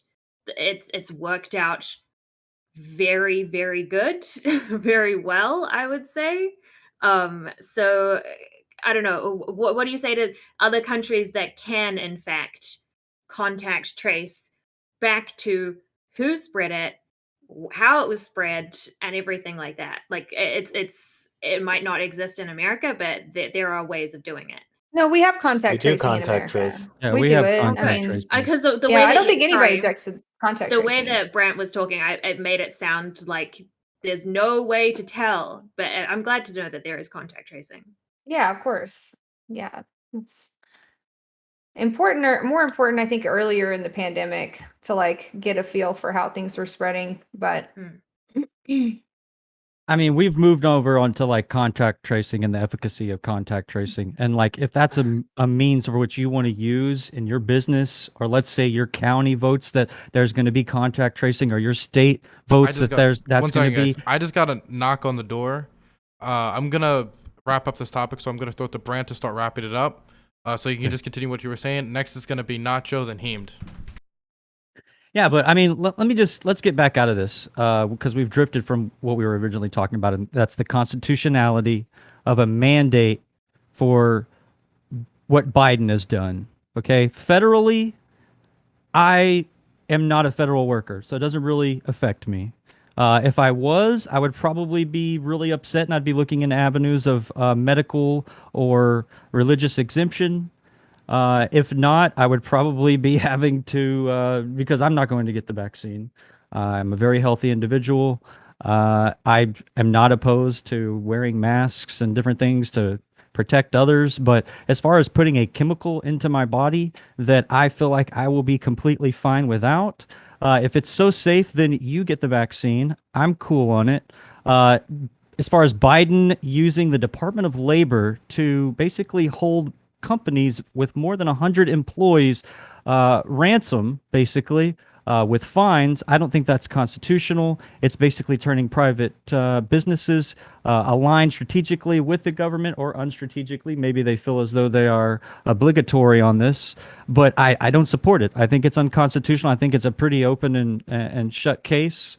And I mean, other than this, I feel like you're just arguing your particular side, regardless of the constitutionality. If you are siding with this decision, and I mean, that's basically what I believe. If you want it, you get it. If you believe in it so much, you get it. If people get sick from not wanting to do it, we still protect those particular individuals. The deaths are relatively In the grand scheme of things, it is not killing people as much as people say that it is. 99.97% chance of dying from COVID.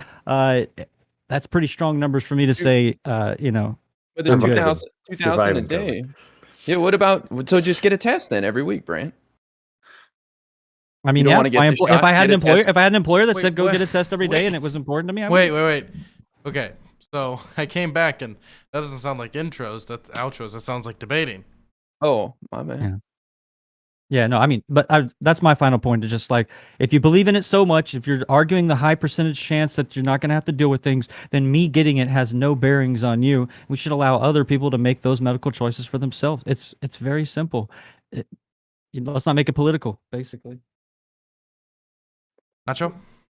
Yeah. So I'm right there with you. I think if I don't know where you said something about 2,000 deaths per day, and you've been saying that like I don't, and there was a lot of deaths in 2019 to 2020, yet somehow our death rates our total deaths stayed the exact same. The average deaths per year stayed exactly the same.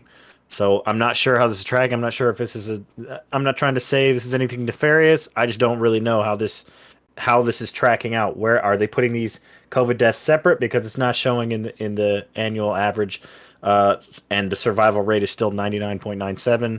So I mean, yeah, sure. If it was higher, I don't know exactly what my bar would be, whether it's 10% or 25% or 30%. I don't really know. I mean, even 5% would be pretty scary. I think death rate.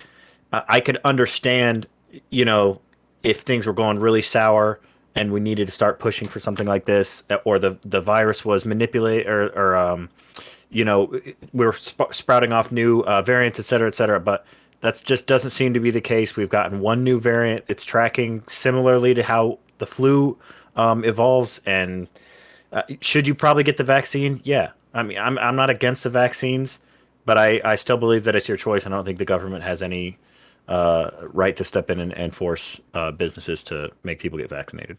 That's it. BX? Yeah, so nothing that you guys have said is anything I haven't heard before. I am still unconvinced. I am, again, I'm pro incentivizing. I am pro educating. I am pro, pretty much everything except mandating. I don't think that forcing people at this point is appropriate. I don't think, especially, I mean, I don't know, New Zealand, Canada, those are different places. This is different here. The culture here is different.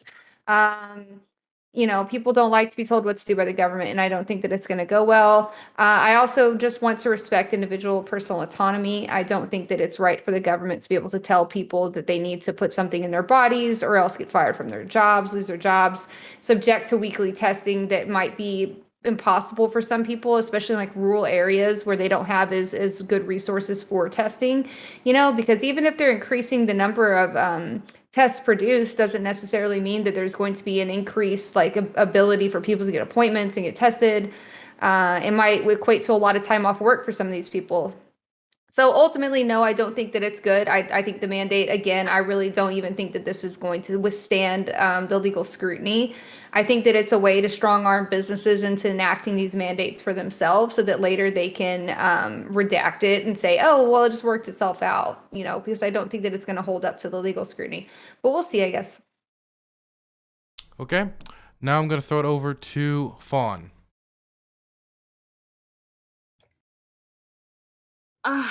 It baffles me how little I see some people overseas caring about those who have died. Um, the, the fact that it's like, oh, it's got a 99% survival rate. Yeah, how many people have died though? It's just hugely disappointing to me and really upsetting. Because I find it upsetting the fact that we've had 27 people die, and that that is such a small number in comparison. That is tiny. That is a fraction of a percentage of our population. And I just wanted to say that saying, oh, America's a different place. It is a different place. Absolutely. I agree that the culture is different, the people are different, of course. But Wyoming has a population of 600,000 and they've had 900 COVID deaths, and the population density is 8 times less than New Zealand. So just throwing that out there. Thank you. Dr. Heemed out. Okay.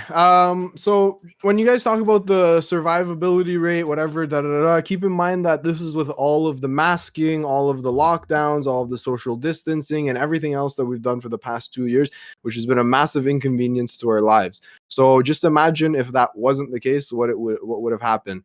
I live in Canada, and I know whatever you can say, it's not comparable to America, even though in a lot of ways it is.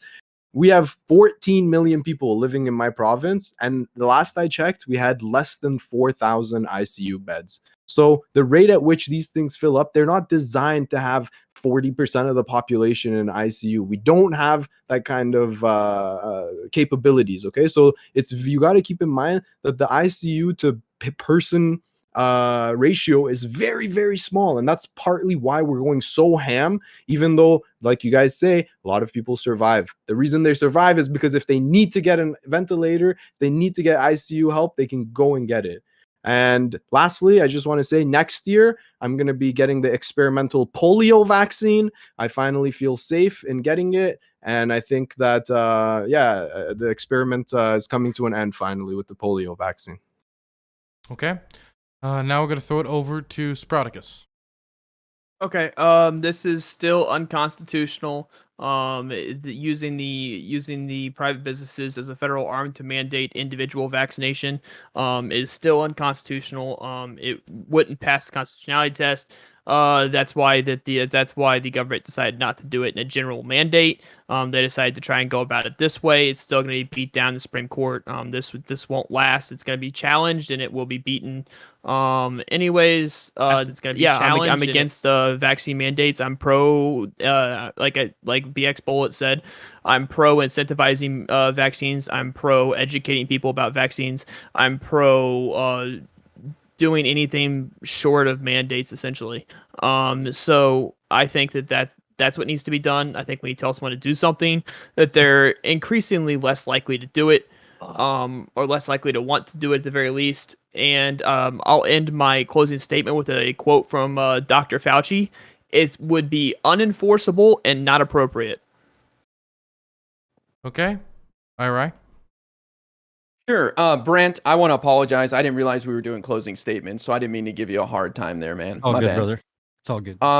I am very proud of my president, Joe Biden, for taking the bold move of instituting these mandates. I look forward to a lot more mandates. I think there's some low-hanging fruit. I thought this was low-hanging fruit. And there's other things, like I mentioned at the beginning, of making it mandatory to have a vaccine to fly or ride on trains, stuff like that. So good job, Joe Biden. I appreciate you. And it sounds like the American people appreciate the way the Dems are running things here. We just had huge turnout in California's recall election, knocking that down because people are sick of COVID extremism on the right. Even in Orange County, California, 53% of people voted no on the recall. Historically red Orange County, California. There's a couple of swing seats there in the House, so things are looking a little better in the midterms right now. And I don't see you guys on the right changing things when it comes to your approach to COVID here. Not in line with what the American people want. Even some Republicans, I've seen polls where up to 30% of Republicans support some sort of vaccine mandate. So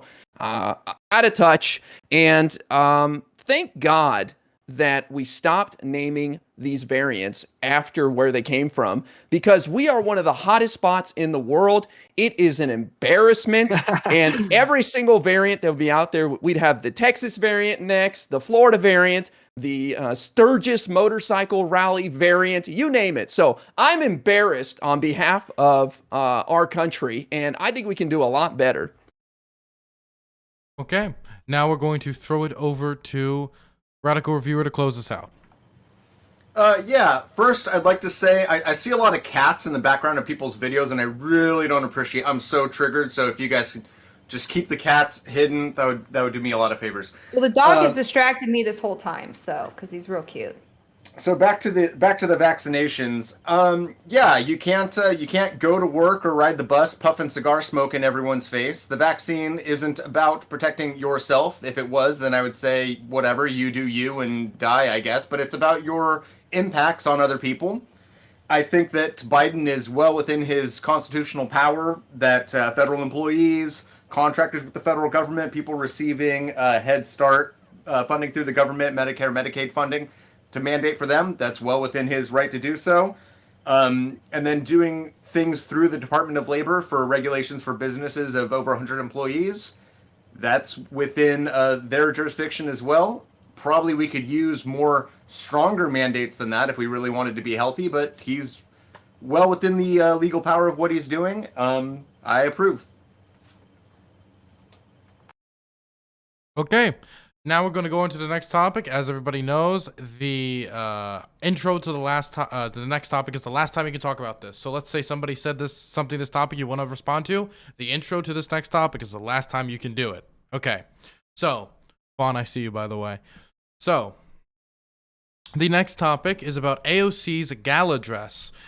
For whatever reason, it has caught the attention of many people, and the question is one of olden times. Lefty hypocrisy? Yes? No? Maybe so? Who knows? So what do you think about AOC's dress, and is her participation in the gala hypocrisy? We're going to start in the bottom left-hand corner with Sprouticus.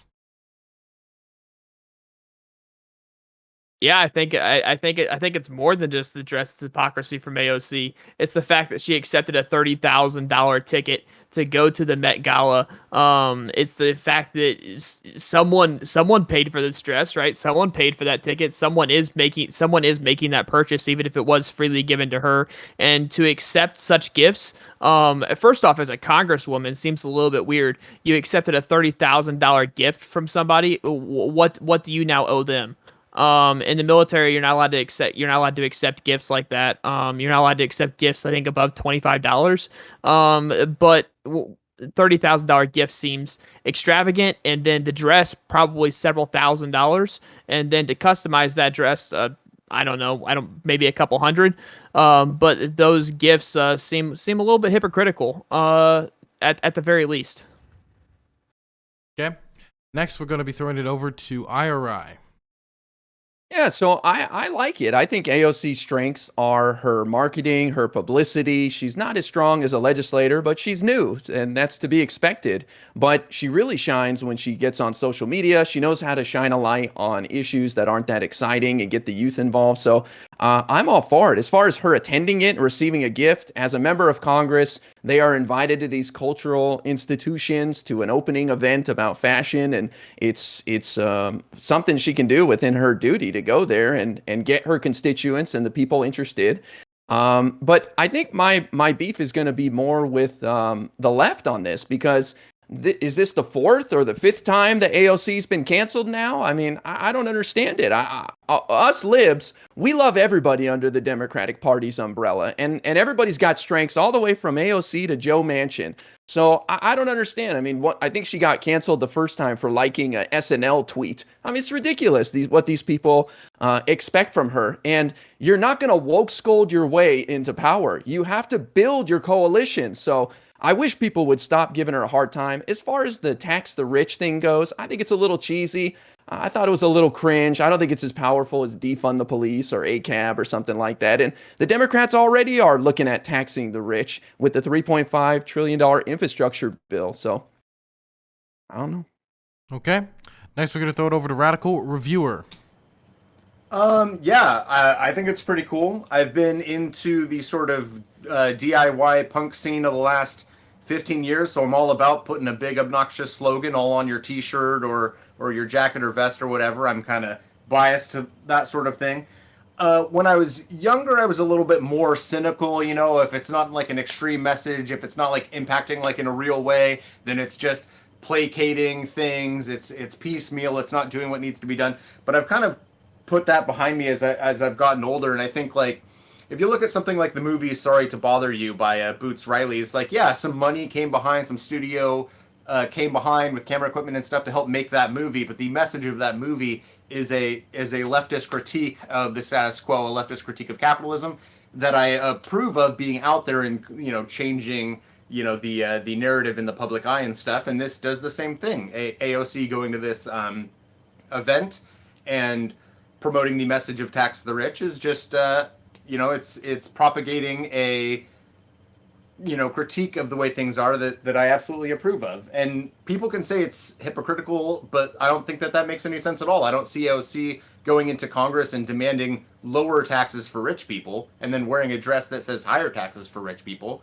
I see her going into Congress and saying we need infrastructure bills, we need a Green New Deal, and things like that. So I think that it's completely on message for what she believes in.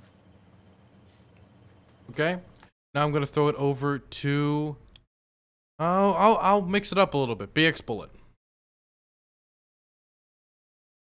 Sorry, I had a cat on my lap. Yeah, so honestly, this isn't that big of a deal in my opinion. When you're comparing it to somebody like, for example, like Hassan, I know a lot of people have been drawing a comparison between the two. So for her, she's a political lobbyist. That's what she's a congressperson. That's what she's doing. She has a platform that she is standing on, and that's her platform. So I don't see any issue with her wearing a dress that states her platform.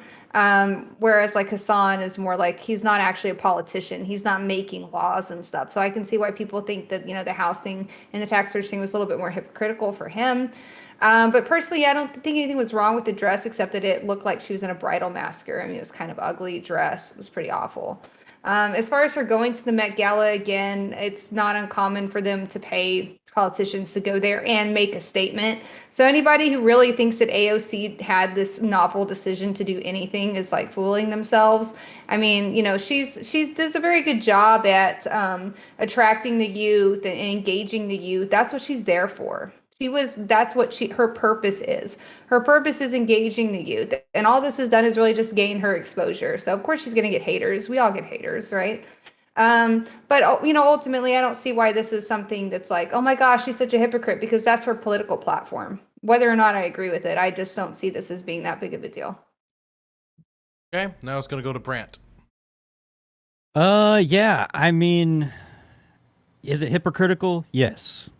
You have somebody who's always preaching tax the rich, socialism, Green New Deal, and then you see them with a banner on their dress, which how much did the dress cost? Like $30,000 or something like that. And then the ticket was 35,000.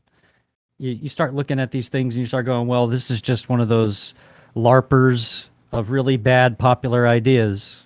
And that's the way I look at it here. Do I really care? No. Is it hypocritical?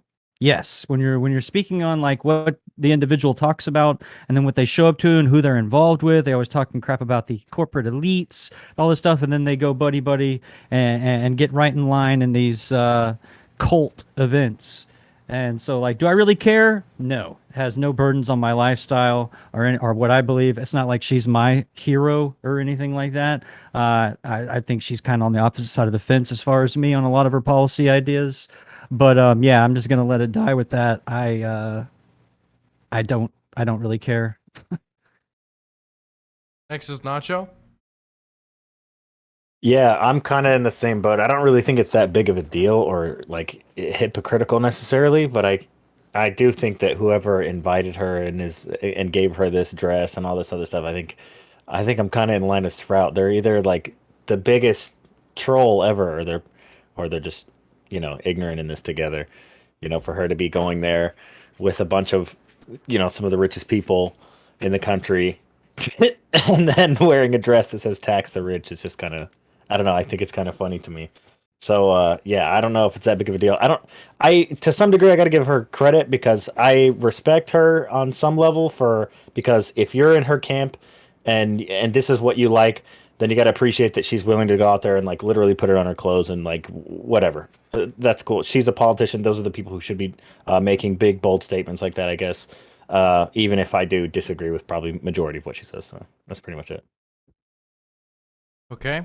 Now I'm going to throw it over to Fawn.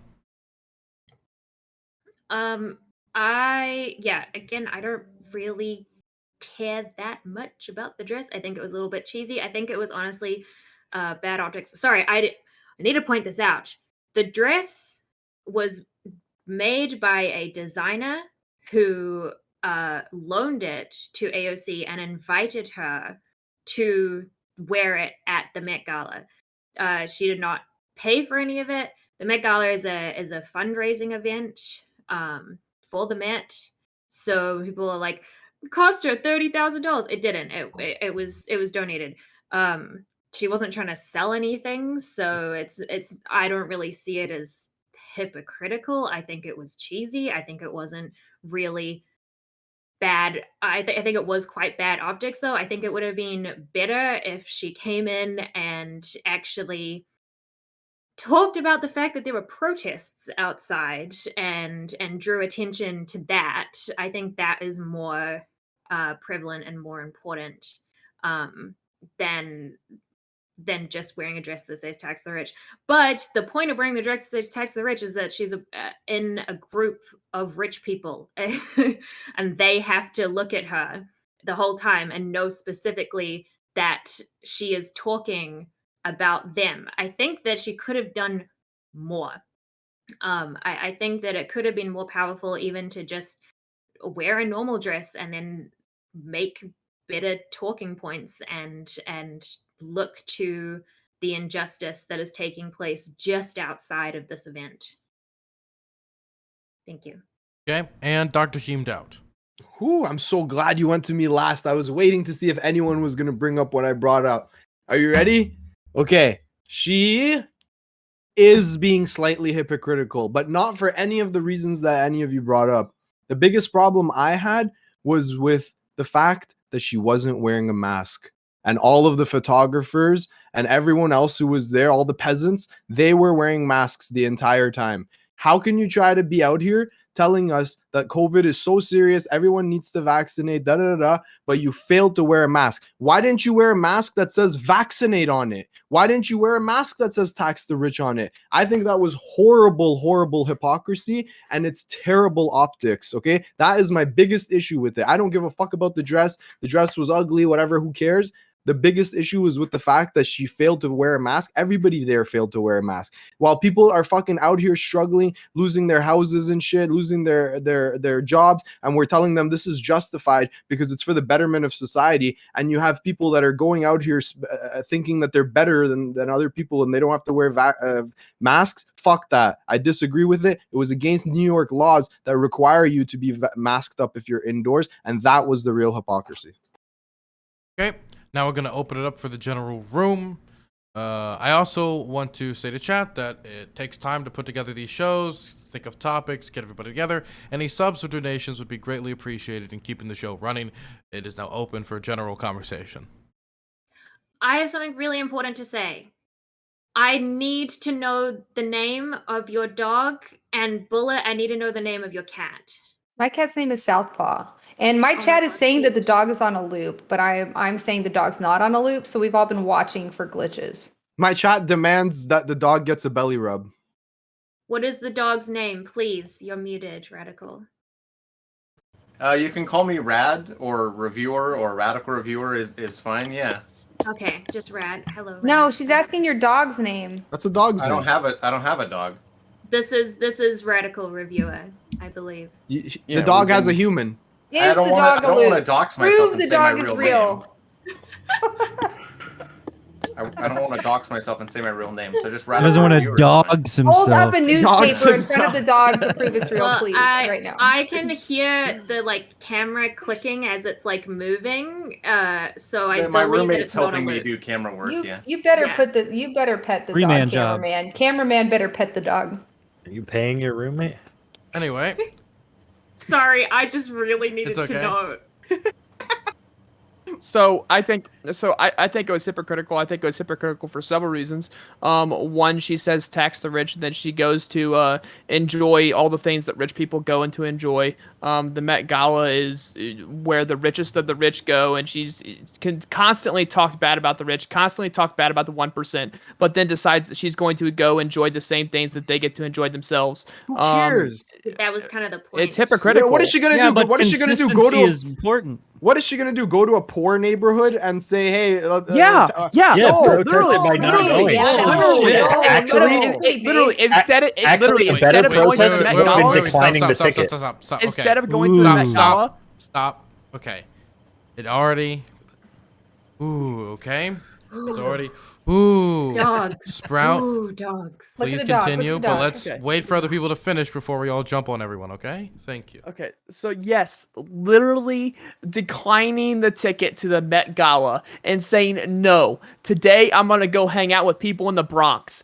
That would have Or been go to the border. that would have been an amazing statement by AOC, but that's not what she did. She decided, yeah, I'll take the ticket. I'll go hang out with the richest of the rich, and I'll go enjoy what the richest of the rich enjoy, and rub shoulders with them, be buddy buddy with them, and that's what Don't I'm you think gonna that's do. don't you think that's actually a kind of a good way to change people's attitudes? Like, hey, listen, I'm your friend, whatever. We have caviar together, but by the way, just so you know, rich people aren't wanna paying tax fair you. share of- I agree. Yeah, yeah, why not? Networking's I think important. By the way- I have a theory. I have a theory I think, here. I think I might have missed something.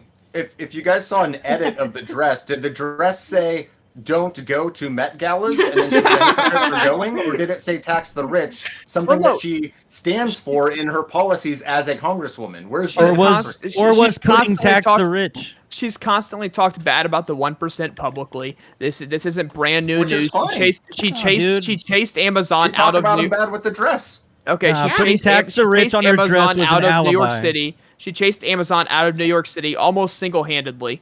So and then she goes to be buddy buddy with the rich, and does what the rich do in this gala. Was it And buddy buddy to wear a dress saying to tax the Dr. rich? Heemed, I think that Dr. Heemed has a doing very it. good point that it would have been much Let's less go. hypocritical, and it would have been much more of a statement to make a social media statement that I declined a ticket to the Met Gala, Do you where think all that the would have rich trended? people.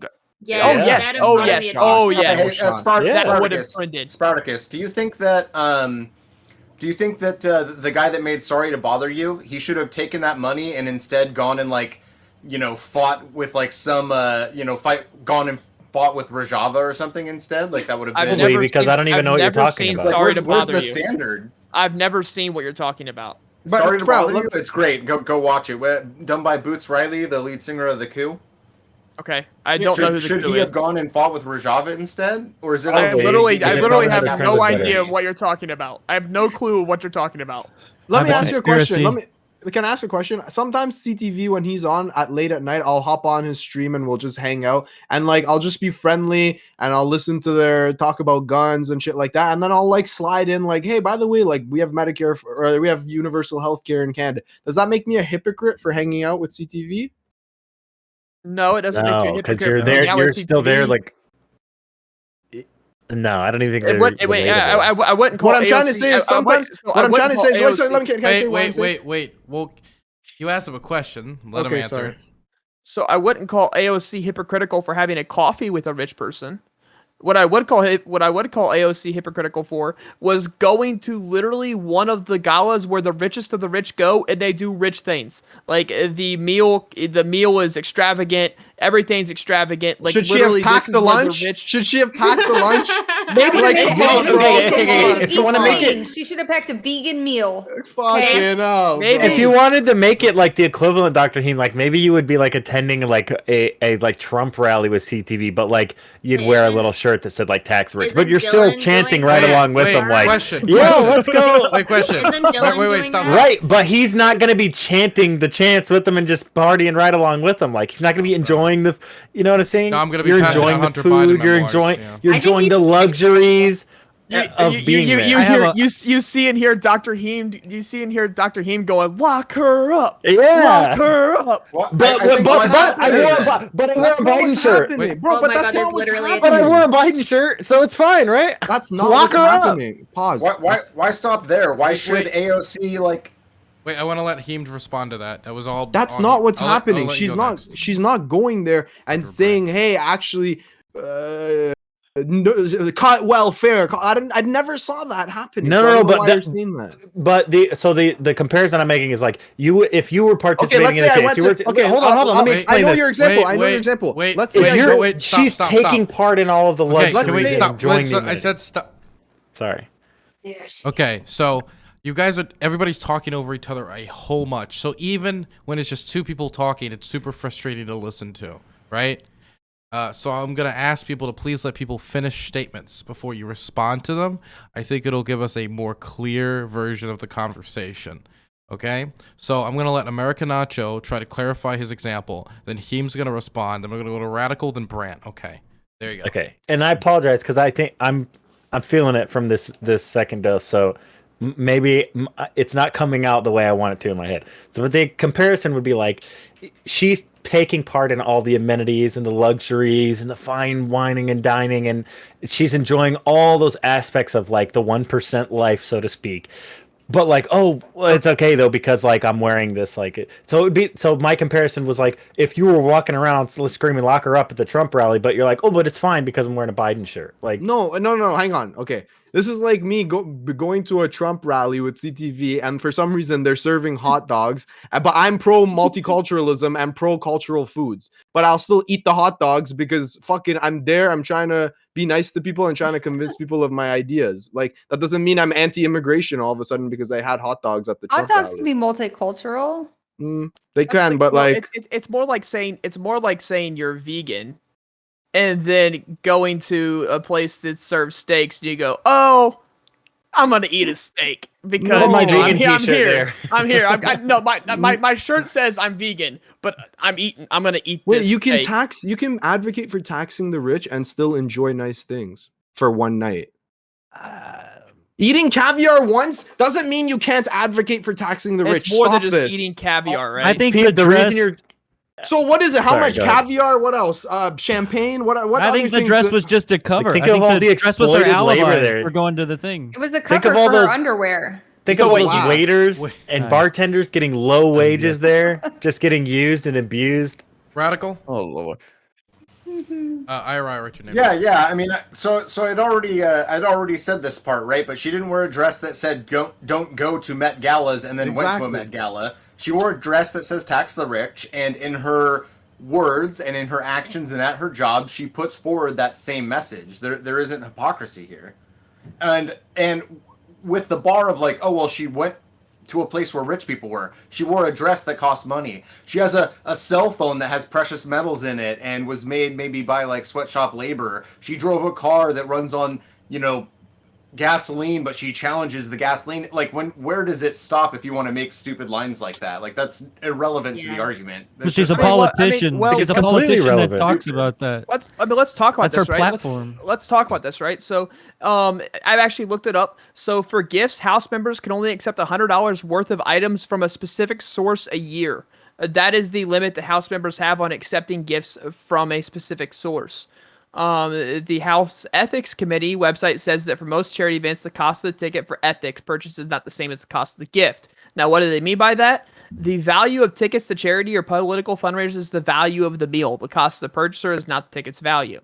And I would argue very vehemently that the meal at the Met Gala was greater than $100 commercial value. I would argue that to the death.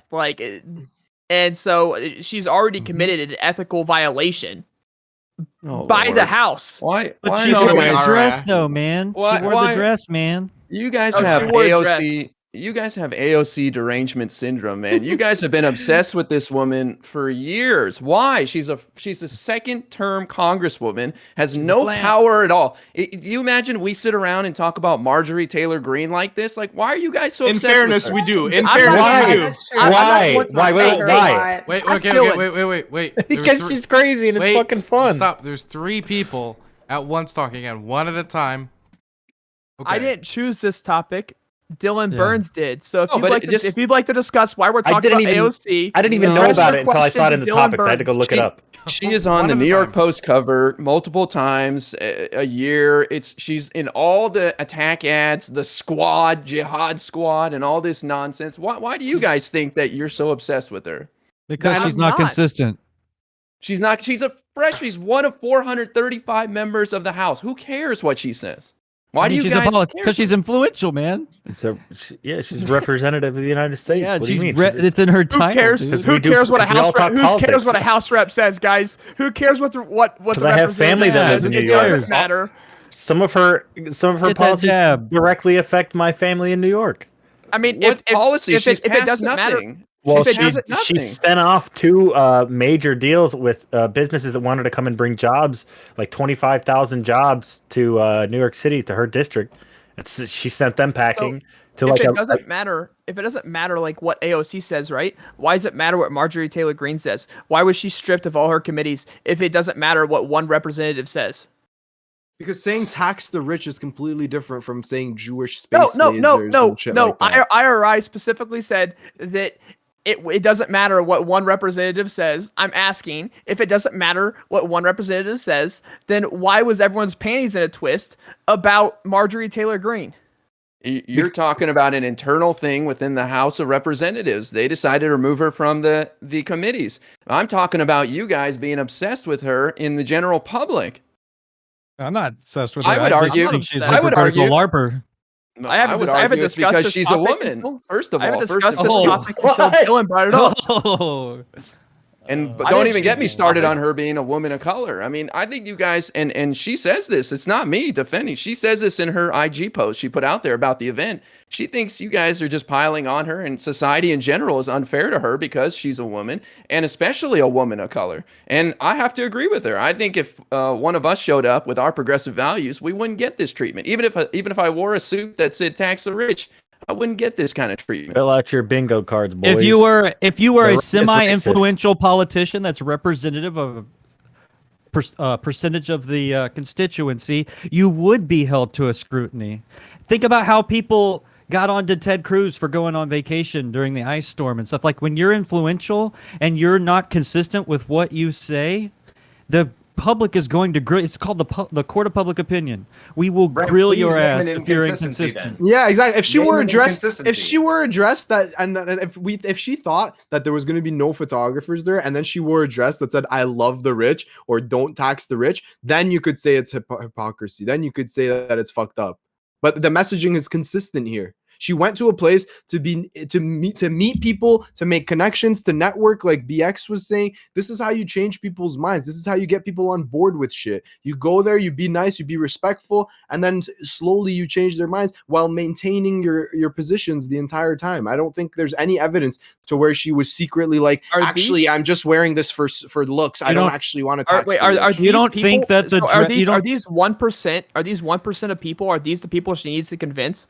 Are the if she Sure, why not? if she convinces every single one of these 1%, is it all of a sudden gonna pass in Congress? Yes, because they lobby. Wait, can I answer? Because rich people She's lobby not going for to things. convince them. Rich people lobby because they're for the things. ones who are like at the losing end. Getting support from rich people goes a long way to get your political goals accomplished. And there's rich, powerful people at the Met Gala. I think And she wore the dress. She wore it as a cover, man. She wore it as an alibi. Oh, I went there, Yeah, I think but she the just reason wanted why I to went party there with rich people. Yeah, I think she just wanted to party. She's getting donors, dude. She gets donors from these places. Okay, maybe that's one explanation, and mine is another explanation. I guess we'll never I like know. to party. I mean, yeah, dude. If Yeah, I let could us get know. away with like, Listen, that maybe wearing that some says kind more of about you really guys. That says more about you guys than you're projecting what you would do, your own hypocrisy onto AOC. well, we're giving Yeah, but we subjective love takes on. capitalism, so hell yeah, we're gonna go party. What do you mean? Okay, so then that's a Yeah. I'll different go thing. party. People invited me to I'll go go party. fucking I'm like, party. hell yeah, man. Exactly. You guys Fuck would yeah, do it. Miguel. Fuck yeah. Oh, dude, they Yeah, only yeah, loaned it to me. They loaned me the This is dress. based. Okay. I know this I'm wasn't really not like talking brought shit up about yet, rich but people all the time. But don't. The Okay. Okay. So I think this is probably going to stay in the same relative area, right? So we're probably going to wrap up this pretty shortly. So I just wanted to tell people, like, if you wanted to say something, try to start wrapping it up. We're going to move on to the next topic soon. I'm going to throw it to Radical Reviewer. He hasn't said anything in a while. Yeah, so the Met Gala itself is like a fancy event, but like a lot of galleries and stuff in New York, it's free for the public, right? Am I not mistaken? It's you can go to the Met Gala, or you can go to the Met. Yes. You know, it's like it's a free. working class thing. It's a socialist as fuck actually to go to the Met, right? I don't know about that. You pay what you can.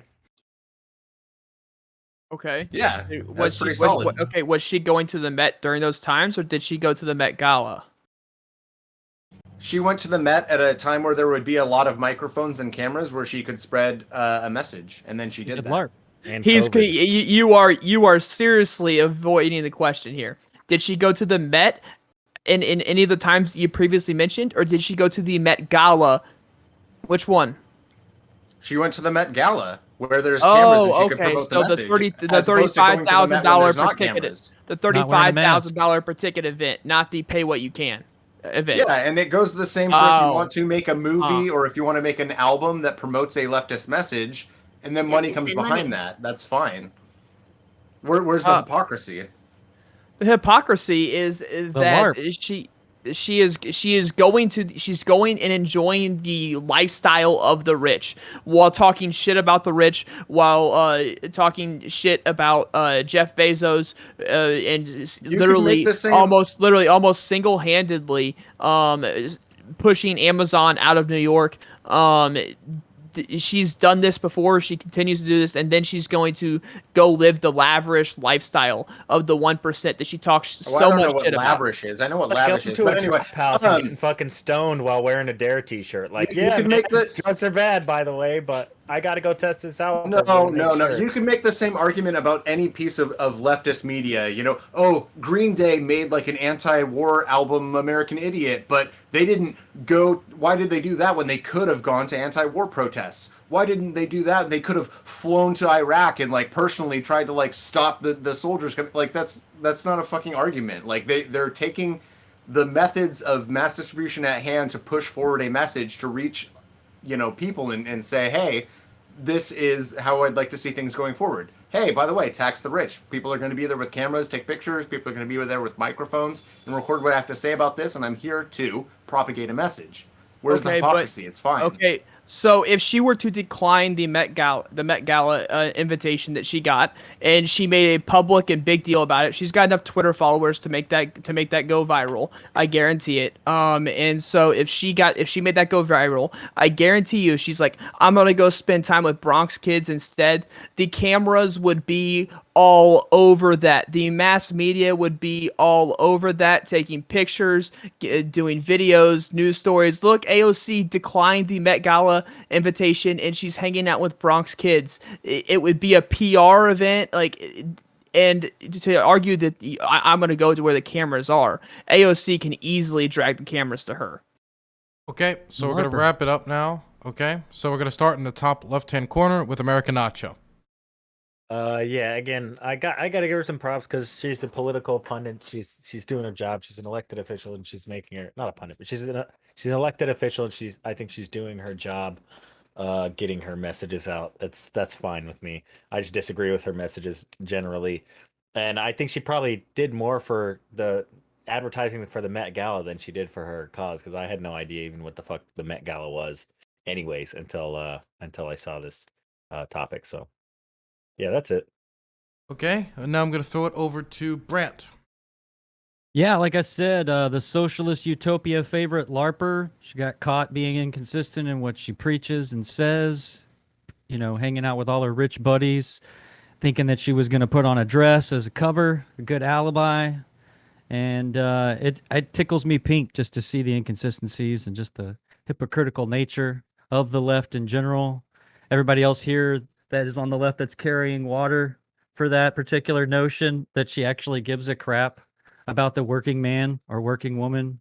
It's really funny to me, especially tax the rich hanging out. I bet all of her rich friends were laughing the whole night. Oh my God, look at that stupid shit you have written on your back. You know, I bet it was a hoot. I bet as she was driving around in the limo afterwards, and you know, at the after party when they were all hanging out, probably drinking $20 martinis, I bet they were just laughing about how much they were going to get all that recognition and how she had pulled another one over on y'all, and she wasn't wearing a mask like Dr. Heem said. It's just funny to me. I don't really care, but it's funny. Going ahead. BX. Yeah. So again, you know, I feel like this was a distraction. I feel like this isn't really newsworthy. I don't care what she was wearing to the Met Gala. I feel like this is something that she was instructed to go to by her superiors. It wasn't like she made this decision on her own. Maybe the optics were flawed. Agreed. Was it cringe? Yeah. But I don't think this is anything unexpected, and I don't think that it's inherently hypocritical for her to be doing that, because that's what her this is what, you know, campaigning and all of that stuff looks like. So no, I don't think it's that big of a deal. I think there's like way more important things. This is probably just another one of those distractions that they love to get people fighting over something completely irrelevant that happened. Okay, Fawn. Yeah, I think that in general, the Met Gala is a fundraising event for the Met, which is, like a cultural arts program. Well, publicly funded, I guess, arts thing that people can go to, and I think that's pretty based. I don't really see it. I don't see it as hypocrisy. I do think that the optics could have been better, but I already said that. And yeah, I just think it's not that big of a deal, but it definitely got people talking, which I think was the entire point. So, point made Okay. by AOC. Now we're gonna throw it over to Sprouticus. Okay. So yeah, I mean, I think this is hypocritical. But I expect nothing from and nothing less. This isn't something that really shocked me to my core. To be 100% honest, this is something that I had to Google prior to the debate. Didn't honestly know about this prior to getting the topics. But nothing unexpected here. Hypocrisy from the left is pretty much standard nowadays. So, but yeah, hypocrisy nonetheless. Okay. Now we're gonna throw it over to IRI. I thought that this was brilliant by AOC. I'm not the biggest fan of her either. I know I got a poster of her up on my wall over here, but I think she's disappointed me a few times where she tweeted about Biden opening up a new detention center when he was dealing with an influx of undocumented kids coming in and just trying to keep them safe. But this is her playing to her strengths. I mean, the progressives are very weak right now. I hate to say it. I know people are going to get big mad about it in chat, but that's the fact of the matter with Nina Turner losing and no real prospects on the horizon. It's all about getting behind Biden, and she's been retweeting Biden, and she made a message for the California recall to support Gavin Newsom. And I feel like people further left than me are starting to get real mad at her and expecting just impossible things from her. But this is AOC at her best, and I hope she does more stuff like this because it got a lot of people to find out about the Met Gala, and people should go to these cultural institutions and maybe not the fancy parties, but just go check out the exhibits. You can pay what you can afford at the Met, and it's cool stuff. That's how I feel about it. Okay. Now we're gonna throw it over to Radical Reviewer. Yeah, I mean, I'm just gonna say what seemed blatant in the beginning, and I've said it a few times already. She didn't wear a dress that said "Don't go to the Met Gala" and then went to the Met Gala. She didn't wear a dress that said "Stop taxing the rich" while at work and in her public speaking promoting taxing the rich. She, in her work as a congresswoman, promotes taxing the rich and wore a dress that says that. If you think that that's hypocritical, you might be a fucking moron. I don't know what to say about that, but that's what I have to say on the dress. Okay. We're now going to go to the last topic of the night. Once again, I would appreciate if anybody watching today's show would... Oh, did I forget Heamed Out? Sorry, I was just thinking... I brought the spiciest take. I'm sorry, I was just thinking so hard about how this upcoming Wednesday, we're going to be having a podcast, you and me. True. And I just wanted... It was so full up in my head that... You thought it was next Wednesday already? Wednesday. Yeah. The Burned Out Podcast, episode 3 is going to be released. I'm sorry, it was just so deep in my Episode head. 4, bro! Wait, is it 4? So it's episode 4. Good lord. Wow, is it episode 4, Dr. Heamed Out? What else, bro? Is it on Wednesday or Thursday? Try again. Okay. Anyway, it's your turn. All right, listen. I think that it was great. She raised tons of awareness, as I'm sure you guys have seen. The trend, the searches for tax the rich have gone through the roof since she wore it. And you guys are saying, I think maybe people were laughing her off, the rich people. Who gives a shit if the rich people were laughing her off if she accomplished her goal, which was to get more people thinking about taxing the rich? I agree that like a lot of people already probably think about taxing the rich and whatnot, but still the fact that the trends show that a lot of people searched it, even if it just gets people thinking a little bit about it, I think it's a positive thing. Sometimes politicians are more activisty than policy-makey.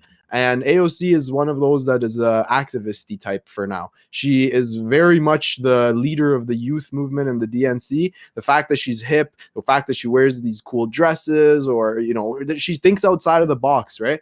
And I think that that has a place in the Democratic Party. She's bringing a fresh approach to the Democratic Party. It was one fucking night of eating caviar and drinking champagne with rich people. I don't think that makes her a hypocrite. Again, unless, like Radical Reviewer said, the dress said don't hang out with rich people or something like that, then I don't see what the problem is. And lastly, you said the Amazon thing, that she drove out Amazon out of New York. That was also wrong. What she did was actually stay consistent, because what she didn't want to have happen is to have Amazon come into New York without paying any taxes whatsoever. They held firm, and then Amazon succumbed to those pressures to actually pay some taxes to enter the New York market. Finally, I want to say she was hypocritical in that she didn't wear a mask. I don't like that. And I will, as someone who's on the left, who's a progressive, I can hold my hands up when people are cringe and doing hypocritical shit. The hypocrisy here was not wearing a mask and nothing else. Okay, now we're going to go into the last topic of the night. Last topic of the night has to do with Nicki Minaj and a tweet about her cousin's orbs, I guess you could say. So I'm going to read the tweet out. My cousin in Trinidad won't get the vaccine because his friend got it and became impotent. His friend was weeks away from getting married. Now the girl called off the wedding. So just pray on it and make sure you're comfortable with your decision. Not bullied. So she is tweeting about how her cousin's balls inflated due to the vaccine. The Trinidad government eventually released a statement about this tweet. There was much debate about this tweet. She, of course, shot back. Eventually, she started tweeting out Tucker Carlson videos. Tucker Carlson covered it. And so it started a whole debate. Number one, about her comments. And number two, about what should be done about people making comments like this publicly when it comes to the idea of vaccine disinformation. So I'm going to throw it around the room for people to give their thoughts. I'm going to start in the top left-hand corner with American Nacho. Yeah, I think we covered some of this when we were talking about it earlier, but I mean, I guess this is like, don't get bullied into the vaccine. That's the only part that I would be like, yeah, sure, I agree. I don't know.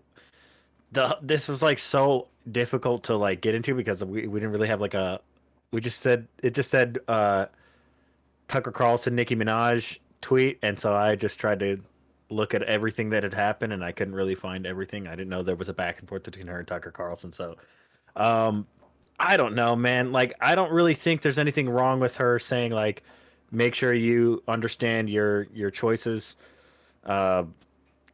I don't know what else there even is to say about this. I saw that the Trinidad government basically denied the claims. Like, I don't know if she was claiming that her brother or her cousin lived in Trinidad or he's just from there. So I don't know if that makes any difference, but yeah, I don't know. That's it. Okay, now I'm going to throw it over to Brant. Yeah, I mean, this is just another textbook example of somebody expressing their First Amendment rights through a tweet and people losing their minds over it. Whether or not the claims are true or not, that's going to be between her and her cousin. And I mean, I surely hope that regardless that he makes a full recovery. But that being said, she makes a statement basically telling people don't be bullied into taking this, weigh all your options, basically alluding to make sure that you consult with a doctor or you get a third opinion or you pray about it, whatever degree that she was hastening caution. I don't think there's anything wrong with it. At what point does somebody saying something that is their opinion, whether it's in support or against who, at what point do we start chopping that person up and destroying their image or trying to cancel them or get rid of them or demonetize them or, basically make it political just because the person is saying, look, if, I have somebody in my family, this has personally affected my family and, I'm not going to get it. And if you don't want to get it, you don't have to get it. And there's not really much else to extrapolate on that. Then it's just a perfect example of somebody expressing their First Amendment and then everybody rushing to judgment because they are either politically influenced, they are 100% diehard beholden to a party, or they don't want to be socially stigmatized. They don't want other people saying or seeing that they support somebody making their own decisions. And it's just purely been made political. And I mean, I don't see anything wrong with her saying that. Not at all. Okay. Now I'm gonna throw it over to BX Bullet. Yeah, so I mean the balls comment that was really silly, obviously. But dude, her response to the backlash was fucking base, dude. I laughed so fucking hard. I have not laughed that hard in a long time. I actually didn't know that much about it until I saw like what the topics were, so we delved into it right before the stream. And when I saw her response to Hassan, I legit spit out my drink, dude. That shit was fucking hilarious.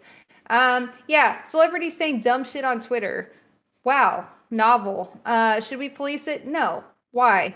I just love the way she responded to the backlash of the canceling. It was great. I had a good time watching that exchange. If you take away all the hot takes off Twitter, off Twitch, all that, if you start taking away hot takes, you end up in a really fucking boring Disney Channel reality where, the content like this is suppressed, and I know you're going to say it's a slippery slope, but like, are we going to take away all the memes, all the content, that's content right there. That shit was hilarious. That's all I really have to say about it, because I did prepare more for the Tucker Carlson part, but yeah. Okay. Now I'm throwing it over to Dr. Heemdout. Okay. I've said this take before on your show before, Dylan. I'm gonna repeat a similar take. So the tweet itself has 93,000 quote tweets, 25,000 retweets, and 145,000 likes. That is bigger. That would make her scientific claim the biggest scientific publication probably of 2020. I, as a person who's going through the process of scientific publication, understand how rigorous that process is and how much work goes into verifying your scientific claims. The fact that people are just able to make scientific claims with such massive platforms, it's weird to me that like people are just saying it's funny and not recognizing the harm that can do. I mean, it is funny, obviously, on some level, but I think that it's important to talk about the harm as well. What these people are doing, these anti-vaxxers or Nicki Minaj here, I understand that it's people's opinions, but we're talking about science during a pandemic, and that when people are coming out, what she did was a scientific claim that someone she knows got a vaccine and got swollen testicles from it. Okay, that needs to be vetted before it gets published, and I have a big problem with that kind of scientific claims by public figures. Okay. Now we're gonna throw it over to Fawn. I want to start off by saying I'm a Bob. I've been a Nicki Minaj stan for probably about a decade now. Yikes. I love Nicki Minaj's music. This take was not it. I can say that as a fan of Nicki Minaj. So I saw this like as soon as it came up on my Twitter feed, and I was like, I mean, I was laughing because the ridiculousness of being like, my my cousin in Trinidad's friend got swollen balls. I think he needs to see a doctor, hun. Like, I really do. I think he needs to see a doctor. And I would agree that is not good rhetoric for a huge public figure to be putting out there. But I have to commend her with a lot of other tweets that she followed up with. She said that she would be getting the vaccine, and that she was encouraging and saying, like, someone was like, "Well, Nikki, I got the vaccine and I was fine. I didn't get COVID. I'm fine." And she was like, "That's great. Like, that's the norm." So I am glad to see that she is not anti-vax. But there's a whole lot more mess to uncover there. Okay. Now we're gonna throw it over to Sprout. So I think that Nicki Minaj, I think that this whole thing of my cousin who lives in a different country, his friend's wife or soon-to-be wife decided that she wasn't gonna be his wife anymore, and it's because his balls were swollen, and the reason his balls were swollen is because of the vaccine. That's a lot to follow, for someone to come out with just saying that. And so I didn't take it seriously. I don't think anyone with the right mind took that seriously as saying, "Oh my goodness, someone had their balls swollen because of the vaccine." I don't think anyone in their right mind took that seriously. I don't know why she tweeted that out. But I think that she has the right to, if that's a true story. But I mean, if it's not true, I guess she's got the right to lie. She's got the right to be a dumbass. It's the freedom of speech.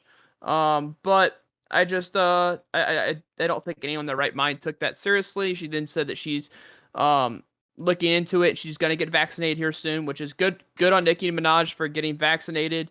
But I think that everyone's missing out on that part where she said, I'm gonna get vaccinated here soon.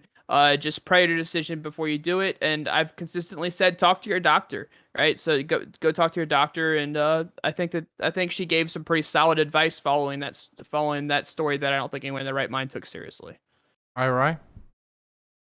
Yes, I mean, sorry to any barbs out there, but this was a terrible tweet by Nicki Minaj. She's got 23 million followers, and this shows you exactly why we can't reason with people that are vaccine hesitant at this point. I mean, there's nothing you can say, and there were other tweets she put out there saying that's not true. Like, I think there was something about people are 11 times more likely to die who are unvaccinated if they get it, stuff like that. So, she was fighting. I'm glad to hear that she's getting vaccinated. I didn't see that. But to me, this is a perfect example of not only that you can't reason with these people that are vaccine hesitant 9 months after we started distributing the vaccine, but this is time to bring out the stick. And what made Nicki Minaj react like this? What made her ultimately say she's going to get the vaccine? Because obviously she's gone this far without getting it.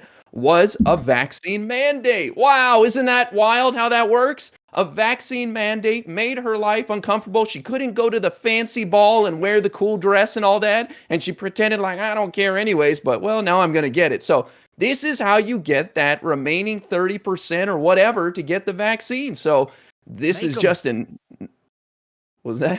it's just another example of the vaccine mandates working. Okay, now we're going to throw it over to Radical Reviewer. Sorry, unmute myself. All right. To Nicki Minaj's cousin's friend. I know that you're a fan of Hippy Dippy. I know you're probably watching this. I think what you might have is chlamydia, because chlamydia can cause swelling of the testicles and impotence. So talk to your doctor about that. And to Nicki Minaj's fans, who I know are also fans of Hippy Dippy and are watching right now. I have a brother whose sister's cousin got vaccinated, and his dick grew 3 inches, and he got married because of it. So there's also that, if you think about it. Damn. I think like the biggest issue with this is this concept of do your own research or wait to make a decision until you do research. Obviously, Nicki Minaj is free to have First Amendment rights, of course. I don't think any of this was in violation of TOS either. I think all of that is perfectly fine. What I do think is that similar to Jordan Peterson saying, don't go protest till you clean your room, the argument is actually keep cleaning your room and don't ever protest. And similarly, do your own research is actually an argument to keep researching and never follow what like all the scientists and stuff are saying, which is to get vaccinated and keep your communities safe. So that's my 10 cents on that. Okay. Sprout raised his hand, so I think I'll just give it to him first to carry this off. Okay. So, I was kind of curious as to IRI's backing that vaccine mandates is what caused Nicki Minaj to be more comfortable with getting the vaccine. Is there any factual backing to that, or is that just political grandstanding? Well, there was a mandate that you have to be vaccinated to go to the Met and the Met Gala. So that's what seems to have triggered her now to say she's going to get the vaccine. Do you have any? Is there correlation or causation? Is there any proof this is causation? Because other than that, it's just political grandstanding. Well, it started a conversation. White House calling her, I think that was probably what changed her mind. Let's do one person at a time, Pretty okay? close. Wait. Okay, so, Nacho, Brant, BX Bullet, Sprout. Look how many people that is. IRA. Oh, damn, that's crazy. Wait. I have Oh, the- no, I that's had my not hand up. fair. So we're going to let IRI respond. IRI? Oh, I'm happy to take them all on. This is a lot of fun. I hit Okay. the hornet's nest. The vaccine mandate for the Met caused her to start having a conversation, and then the White House called her and said, we put you in touch with a doctor, and it sounds like she's come to the conclusion it's time to get the vaccine. So sounds like it worked. BX? So So No, he go ahead. didn't Go admit ahead, you to Go can ahead. it Let's react. keep going. specifically I'm gonna being. change direction. Sprout? Go ahead. Okay, so I mean, that still doesn't prove causation. It just doesn't. The Met Gala wasn't even an institute with the vaccine mandate. That's what that's part of what I advocated for, is private businesses doing whatever private businesses are going to do. Now moving forward with that, it was just political grandstanding. There's no evidence to prove that the vaccine mandates is why Nicki Minaj is now getting vaccinated. There's no evidence to do that. That was just a political grandstand. But moving past that, I just think that I think that people are more concerned about the story, which I already went over and already said it sounds like a bunch of bullshit. It sounds like a game of telephone. Than what she actually said after that, in which she's very much pushing the vaccine. So just saying, hey, pray about it, talk to your doctor. I've got no issue with the second part of that tweet. Can I say the tweet?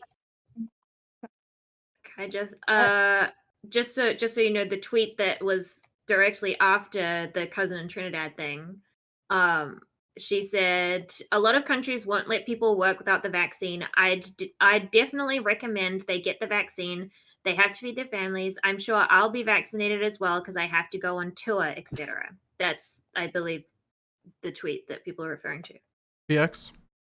Yeah, so I wanted to push back on Heems a little bit because what he said really just kind of like struck a nerve with me, and that was like, we need to vet everything that people say before we put it on social media, and I Nope, hate that's not what I that said. shit. Nope, that's not what I said. Yes, you did. You said medical Nope. information needed to be Yeah. vetted. Okay, you want me to explain it? I think over a certain when your platform reaches a certain size, yeah, you have to have a responsibility. You're not some 3-follower fucking loser. Not millions of people are seeing your tweet. Yes, you do have a responsibility. So the more You don't followers agree? you have equals more freedom to Responsibility, say of course. No, it equals Well, I mean, we all more have responsibility. Okay, so then why Maybe can't the we hold followers that? need to follow I- better What's the people. Like, perfect what do you I size, just, Dr. yeah, I Heem? just To wanted be to able push back on what's the this idea threshold? that Okay, because wait, it- hold on, I wasn't done. stop. You all three of you talked at the exact same time. It was I like just wasn't it's like done. yeah, so we're gonna let BX Bullet finish, okay? So yeah, so I really feel like it's a slippery slope that leads down into this path of like we've got like the fact checkers now and all of that, But I mean, I'm just definitely anti-censorship, and if people want to say shit and get fact checked publicly, which is what happened, Okay, she got can I fact ask you a checked question? publicly. Let her atone for it. Okay, so let's say she comes out and she says, "Hey everyone, I took insulin and now I'm paralyzed." Should she be allowed to do that? Insulin that we know works.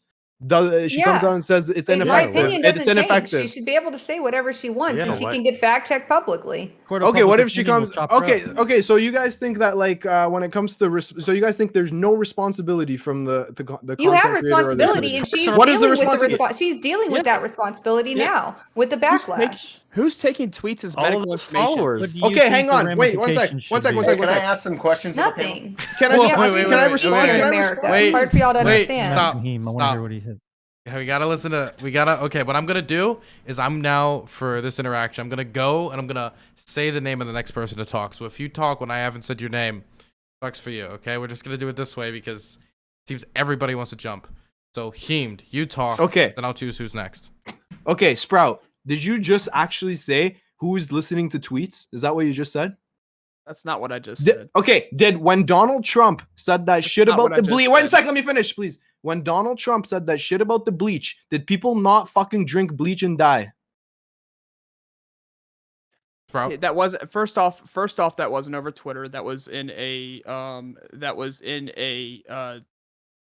interview with podcast or not with the. Are you press. actually And serious? second Wait, off, to push that a little bit further is that if an idiot wants to drink bleach and die, then at that point it just becomes just becomes Darwinism. Okay, so they weren't smart enough to stay alive. They drank bleach. They died. It says on the bleach container, "Do not drink," and they didn't listen. And Asked they you. faced the Wait, one sec. repercussions. So you're backtracking. You're backtracking. He- I asked you. You said people don't take things seriously from Twitter and shit like that. I said I who pointed to an example where I clearly literally people told you did. that's not what I said. I clearly told you that's not what You I said. said, I wrote it down. You said, "Is anybody in their right mind taking this seriously?" That's what you said. When I interrupted And you your just opener, before in this? your opener, my in your Okay, opener. so yeah, I said who in the right mind is taking this story seriously? When you okay, so what you're telling me is when 90,000 people or like a tweet, millions of people like a tweet, none of them are taking that seriously. No one actually read that and thought, "Wow, people might be getting swollen balls." So so now I realize what you're saying. So do you think the drink bleachers were in the right mind? The bleach drinkers. Do you think the bleach No, drinkers I were think in the people right are mind? dumb as. Wait, hang on. I think people are dumb as fuck. That's why I think people should be very responsible with their messaging. Just It's still on the person. How did the Wait. Just let Bro. Darwinism take effect. Okay. Survival of the fittest, and evidently, So then we people should- who drank bleach were Okay. not fit enough to survive in society. Okay, wait. So I'm gonna have it go to Heemed, then we're gonna go to Brant, then Nacho. We're gonna go in that No, order. I made my point. You can go Okay. right to Brand. You Okay. can go Brant. right. You can go to Radical Reviewer. All right. I'll pass my chance. So I got a two-parter here.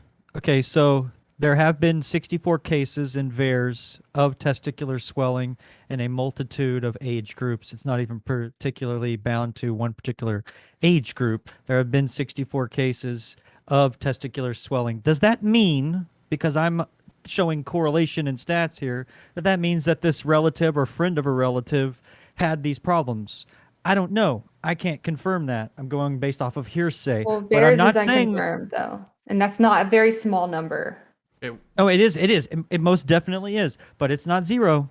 It's not. It's not impossible. That's because theirs is a Bro, giant you- control group. It's like you- control plus. you- You, you can't understand separate a statistical- control group. You Okay, understand so we're statistical gonna- significance, we're gonna right? go- It doesn't have to be zero. Okay, wait. Heemed, then BX, then Brant. So Heemed said it, BX, you can say it, now Brant. No, I made my point. I Okay. guess my point was, yeah, go ahead and pass. Okay. Me? Yeah. Okay. Yeah. So we had 64 cases there. That being said, I mean, that doesn't necessarily, like I said, prove that this person had it. But it does give some, even if it's a very small, multiple zero decimated percentage chance that what she's saying is true, it doesn't make it zero. And maybe she'll come out tomorrow and be like, hey, She's I was completely muddying the wrong. water. She's muddying the water. Let me ask you this, though. This is what's going to be my second question. What threshold of followers or community does somebody have to where you still believe them? And then where's that area where now we've stepped into, now I have to be super responsible and I I don't can know. only That's a- say I don't what's know. either popular or like Okay, my I don't have government a- says I can say. We can have a discussion as long as I'm just saying that there should be a threshold. So at some point where you have to be more responsible than a 3-follower tweeter. I can how does understand. there no I can onus on understand the argument. follower? Now I can understand your argument on defamation. I can understand that because that could. I mean, when you have millions of people, you could have a stronger argument for defaming somebody and being liable for that. I can understand that. But if this is something where the person who should have the offense for the story being said, isn't saying anything, then why do we really care? Why wouldn't you just let the court of public opinion chop her up for what she said? Because some people right now, do you agree right now that there's a lot of misinformation, or do you think that people I are believe able? there's a bunch of misinformation. Okay, hang on. Let me I believe ask there's a my other bunch of question. stupid Okay, people. one second. So do you think you agree with me that people generally, the average person, might not have the ability to discern what is or isn't proper information with regards to COVID That's in not my particular? authority to tell somebody how they should think. I'm of it. I think asking the for your opinion. grandstanding Do is- you think that people have the ability to discern if they're looking at? Yeah, I it think most and- people do. yes. I think people are a I lot couldn't smarter than you give agree. them I credit couldn't for. disagree more. I couldn't disagree more. People lack the critical thinking skills to be and the media literacy to be able to understand whether some shit is fucking opinion or fact. People think op-eds are real news stories. Are you guys I just serious think there's a right now? variety of This is why you're topics. on the left, man. Like, you think Big Daddy government has to tell us what to think and when to think and Yes. how to think it? Like, Yes, exactly. What? Well, Brant, Yeah, do you- let them tell us what to Dispense do. Tell us what information to for think. We're too ourselves. stupid to think for ourselves. Yeah. We're too Dude, stupid. Let them tell us what to do. it's Tell us what to hilarious. do. Tell us what to See, believe. Tell I us what mean- to do. BX, hang on. Do you think that the average person has the microbiology skills required to understand the nuances of a fucking virus? Nobody's and how looking it- to Nicki Minaj for microbiology information, dude. So you agree with me that the average person doesn't have the abilities to discern this information? No, that's why you don't listen to Nicki Minaj's dumb, No, I'm not grammatically talking about that. I'm incorrect not talking- tweets. Okay, I'm not talking about that. I'm not talking about Nicki Minaj. I'm talking about the person who's reading. Do you think the average Twitter user has the ability to discern whether it's proper information or misinformation? Probably yes. So I'm probably No, not. I didn't- No, no, probably exactly. Not. I don't Thank know. you. Who knows? You need I a- don't know. you need I a don't speak fucking- for them, but I don't need the you need a government or university censorship committees education. to tell me what to believe. You That's need still a not the role. university education to be able to understand this shit. Okay, Uh, next. you- Wait. Reviewer Radical's been waiting for a while. I have to throw it to him. I got names written down, don't worry. Okay, awesome. So I think that this is going to be an easy yes, I hope, for everyone in the panel. Nicki Minaj's tweet was well within her First Amendment rights and also not a violation of TOS. Right? Yes? yeah. Say it Yeah. one more time. Sorry. Can you say it again? Nicki Minaj's tweet is well within her First Amendment rights, and also it does not violate TOS for Twitter. I guess. I suppose. Yeah? Yes, probably, right? Yeah. Probably, yes. Do we support the idea of, I know a lot of videos on YouTube and stuff will get a little supplemental like wiki link if the video is pro-vaccine or vaccine hesitant or anti-vax or whatever, it puts like a little Wikipedia or a little article for news about the, would we be okay with Twitter saying, hey, for certain topics that are issues of disinformation, particularly for larger people on the platform, would we, the people on this panel, support Twitter deciding, hey, I'm going to link a study or a mainstream article with scientific backing attached to tweets about a topic that is contentious? Of course. We've been Yes. doing that, yeah. We I already mean, are you do talking that. about They're a Facebook? private business. They can do whatever they want. Yeah. Yeah, so I mean, I think what she said is dumb as Yeah. hell, but I think that if they add a little supplemental thing to it, then problem solved. That'd be I nice. don't care. Yeah. So I mean, so with that being said, Dr. Heemed, so 2 years. So I guess I'll start off with this, right? Just a little public announcement that Dr. Heemed evidently thinks that the left or the people that voted for Biden are not smart enough to depict the Nicki Minaj tweet because they are the majority of the country. Because Do you think this they is a gotcha? they Do you outvoted think this the is a right. gotcha? No, Do you I'm think this is- I'm just stating that. I'm pointing it out. I'm exposing it. Yes, So, I think to most people continue- are very. Actually, I was still talking, so it's cool. Okay. I don't think Yeah, I asked the question. I'm just pointing. Anyways, so the left. I just want you guys to know that. But continuing down this line, right? Dr. Heemed, 2 years ago, when our president was the former president, would you want the government to tell you how to think, when to think it, and why you should think that? Because I'm pretty sure you Wait, bro, wait, as let- you ask the long question. as it's supported by scientific experts, then I'm okay with it. Okay, so scientific experts said that coronavirus could be killed by heat. Okay. And Donald Trump misspoke that in a Okay. press conference.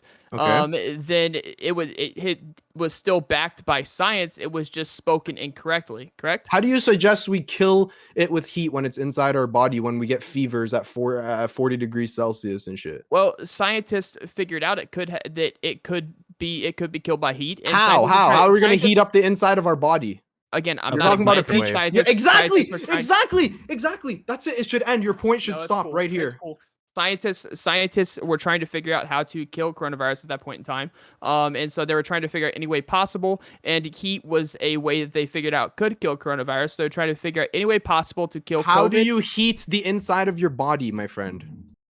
Again, Well, we do it you all the can time use- when we you fight. can use Exercise. X-rays, Wait, you can use radiation. wait. A Radiation. Wait, stop. Radiation You're, does you're, stop. you're, stop, listen, stop, you're in, stop, you're stop, in stop, the stop. wrong. Okay, it's fine. Kill It's everybody. fine. Okay, nobody's. A nice mug of hot chocolate. That's how you do it. Aw. Okay. IRI? None for me, thanks. Doesn't it bother you guys? I guess this is for Brant. Doesn't it bother you that the health minister of an entire country had to waste a whole day responding and looking into the claims made in this tweet? I mean, she put in danger a lot of people with that. So her First Amendment right put a lot of people at risk. I mean, isn't that a cause for concern? Do you not care at all about the people of Trinidad and Tobago? A whole Wait, day. wait. Hold on. How much of this Hold on. falls hold on. on Let's break this. Farmer? But let's break this question down. So, you're supposing that that particular level of scrutiny needed to be exercised by a health official, and then you're also going to, through your own fantasy correlation, going to say that basically that in some tangible or finite measurable way harmed people. Can you prove that that harmed people by Yeah. somebody saying something? Well, I Like don't know how- about harm. I get to say the health minister of Trinidad and Tobago shot down claims made by rapper Nicki Minaj. I mean, it's reported in the press. This guy said he wasted a whole day. He said, unfortunately, He wasted said so that? much time yesterday get running off. down. But this You're false claim. arguing Wait, you're stop, arguing stop. a factoid versus. He really said that? I'm just Stop, trying to It's answer. called Nikki. Of course they're gonna call them. Oh, that's funny. Chill, everybody. Okay, 1 second. IRI. Finish the quote, please. Sure. So he just said one of the reasons we could not respond yesterday in real time to Miss Minaj is that we had to check and make sure I was that muting myself. No. Oh, he unmuted me. we had to check and make sure that what she was claiming was either true or false. Unfortunately, we wasted so much time yesterday running down this false claim. This is an entire the health minister of a country who had to waste his time for a day looking into this. Well, he chose to investigate it. I mean, and it's probably in his I don't best think it's- interest to make sure. Now let me ask you this: supposing he doesn't go back and he doesn't check these claims, or he does and he then disproves these claims, and then it comes out through, let's say, something like a VAERS report that there was in fact this outcome that could happen medically, then wouldn't it have been not correct what he did, and he would have wasted it, but in a different situation where he doesn't come up with that answer?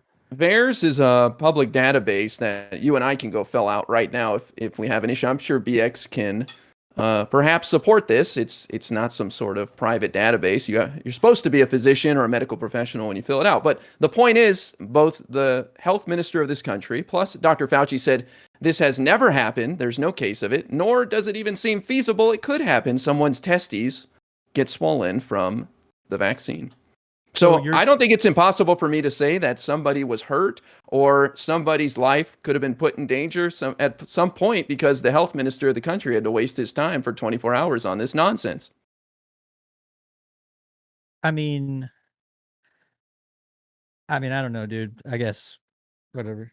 I would say VAERS. I'm gonna take that as a W right there. Like VAERS isn't unsubstantiated stuff though. They do use VAERS. Like VAERS is monitored by the CDC to try to get like, you know, an upper hand on like reports that are starting to trend. Like VAERS isn't just something that some nonprofit put together just because. Like it exists for a reason, and the reason is to monitor side effects and stuff on a large scale. But just because you see isolated reports of something on VAERS does not necessarily mean that it was caused by the vaccine. It's just something they use to start investigating. But also, I mean, like, what is she not allowed to express her opinion at all, as long as it's within terms of service of the private company? And well, but she can express her opinion about anything outside of scientific pandemic that we're dealing with. Like, so it's not truly free speech. Well, I think that's the debate. Yeah, I'm saying that you should have responsibility. Yeah. I don't see anything wrong with somebody even making claims like that. What if unless she comes there is out and she actual says, strict liability where she actually harmed somebody, but we can't point to anybody that she's harmed. Okay, she let me just ask you a made a question. statement. She said something that I think is probably pretty dumb without having immediate like receipts, right, that could prove it. But still, on top of that, she didn't break terms of service like Radical said, and she was within her First Amendment right. She didn't call to action for anybody. She didn't call for people to go like take out a vaccine holding facility or anything like that. She just said, look, pray about it, talk to your doctor about it. I'm probably going to get it for X, Y, and Z reasons, you should. I don't think there's anything wrong with that, and I don't think that's really giving medical advice. She gave an anecdote. She gave an anecdote about something that maybe happened to her, and you know what? If she's lying, then fucking fuck her. But Can I ask you a question? Go ahead. Can I ask you a question, please? Okay, let's say she came out and she was like, "Listen, I had a bad experience. I'm Persian. Okay, I'm gonna use my own culture as an example. Let's say she came out and she's like, "Listen, I had a bad interaction with a Persian. Until we figure out what's going on with these Persian people, we should probably stop all importing or all immigration of people coming from Iran. We should stop visits."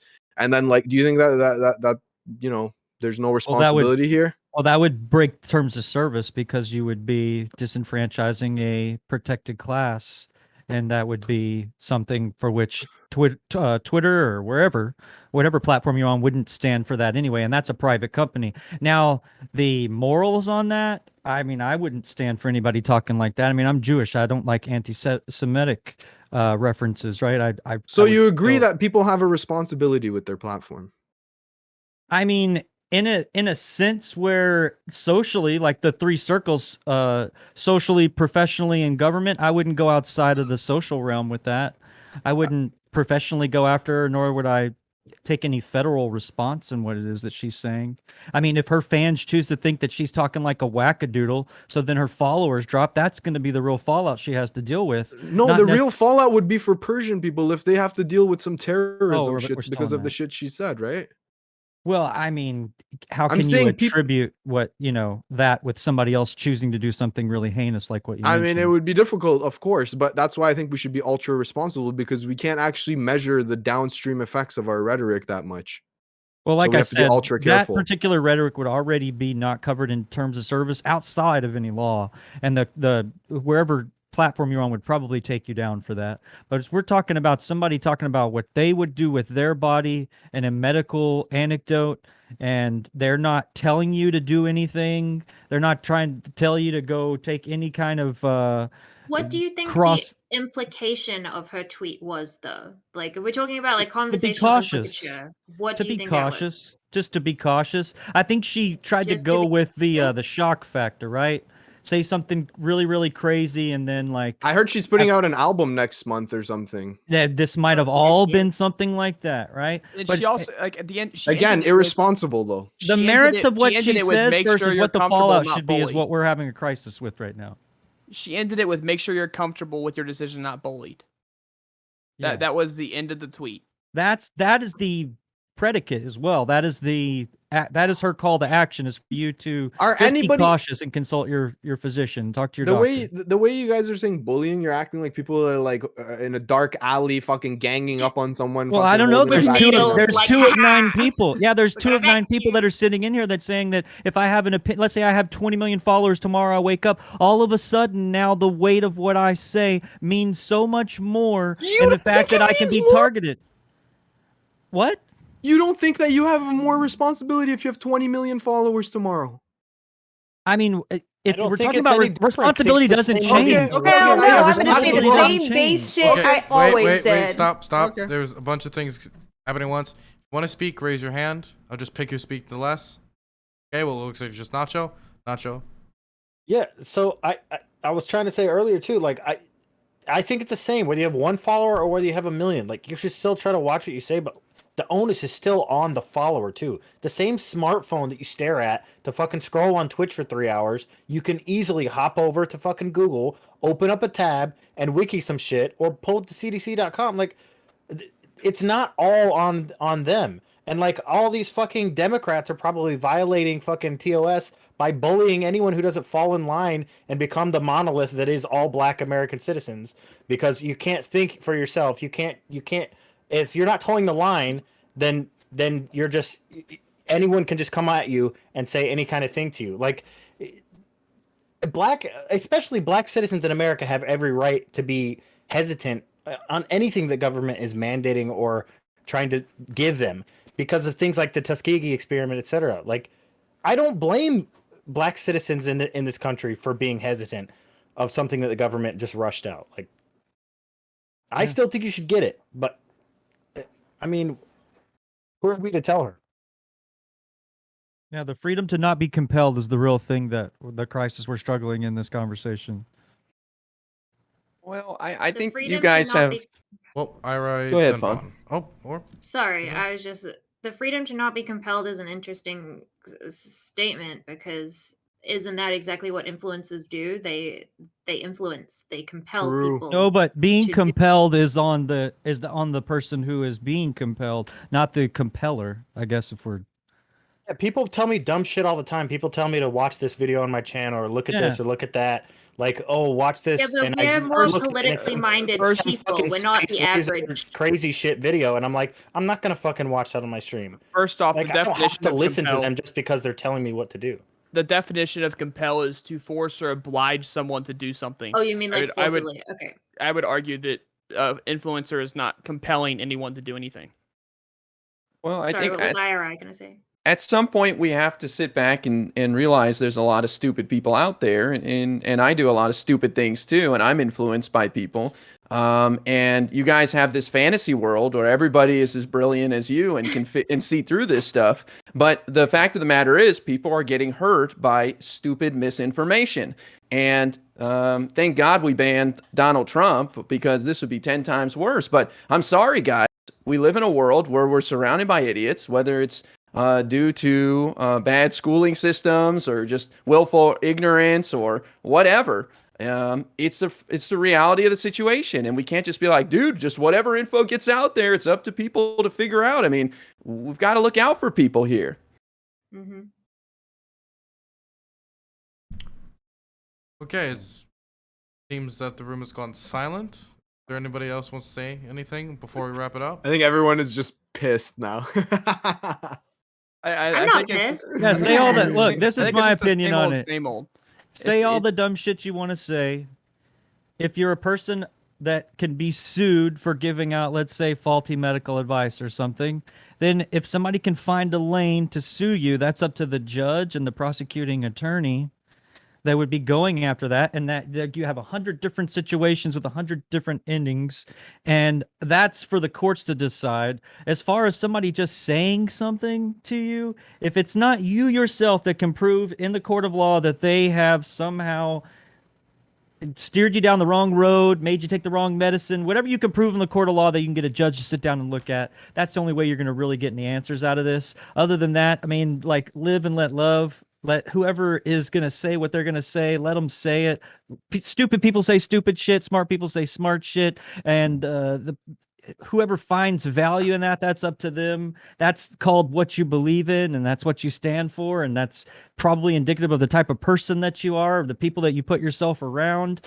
And you can't just put all of it. If somebody says something dumb, you can't put 100% of that on the stupid shit that the person is saying. It still takes compliance and someone else going out and either adhering to what you're saying, and even then there's an argument to you went and you did your own thing. Even though you may have been misguided and told, go to a judge and get him to prosecute it. I'll bet 9 times out of 10 you can't find one that'll pick it up. I was gonna say something and I forgot what it was. I just think Bro. it's funny that I don't know that people think that influencers are compelling people to do things. Why do you think they're called there's no- influencers? Do they have no That's influence? Their whole Okay, point. do you know the definition of compel? Do you know the definition of influence? And They're not called very compellers. They're different. called Hold on, influencers. Can I ask you something?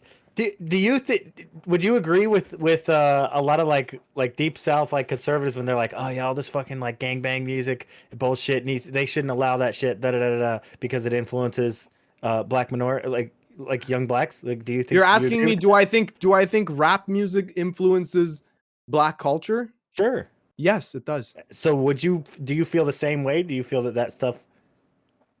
Do you feel that needs to be censored too? No.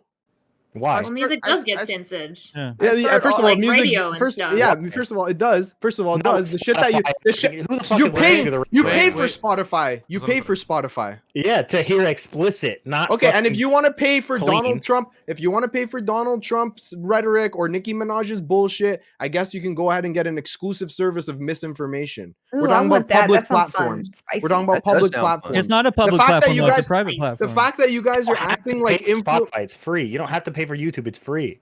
The fact that you guys Vivo's on there, or whatever the fuck it is that releases everybody. the fact that you guys are acting like influencers don't have. Listen, if there was a rap song that said "Don't get vaccinated" during the pandemic, I would say fucking censor that shit. There was one that said two to it. There was one that called "Vax that thing up."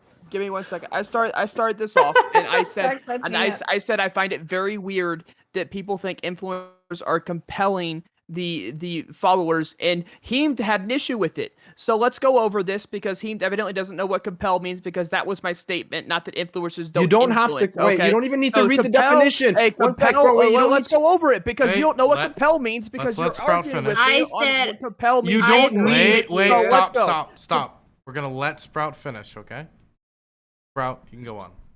So compel, the definition of compel is to force or oblige someone to do something. My statement was, I think it's weird that people think that influencers are compelling the people that follow them to do certain things. And I did, and you came after me for saying it. Yeah, so I said because I said they're were you not paying good enough attention, bro. Were you not paying good enough attention? Because the argument was brought up in this panel that they were being compelled. Bro, can you listen closely? I'm going to try to explain it very carefully, okay? You said compelled. I said no, they're not compelling. They're influencing because they're influencing. Go back and watch the VOD. Bro, there's thousands of people watching right now. You did not That's say exactly what I said. I said they're called influencers because they influence. You did say that they're called influencers.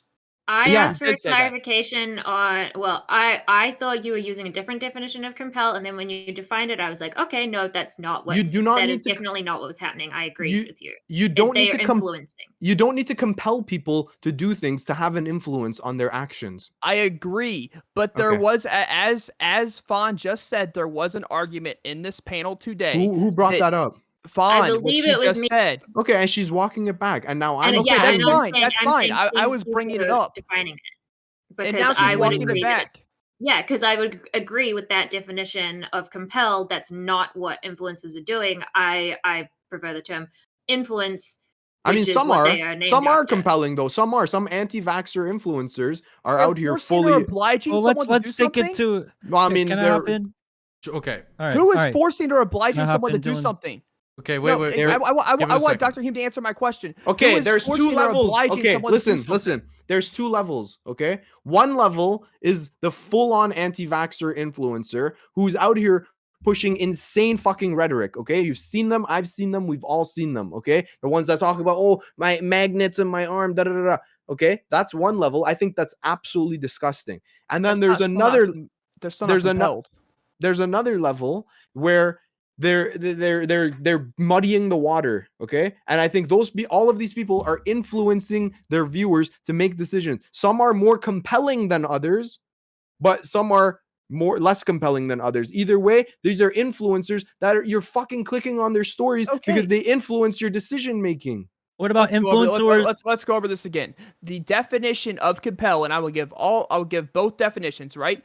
The definition of compel: to drive or urge forcefully or irresistibly. This is Merriam-Webster, not Google anymore. Irresistibly, yeah. They make it irresistible. Yeah. No, they do not make it irresistible. Yeah. When they spend all of their fucking content every day pushing bullshit, they're making it irresistible to their audience. You can click off. Okay, yeah. So that means that their content is you have to disconnect from it altogether. Yeah, that's how irresponsible they're being. Beautiful feature. It's not irresistible.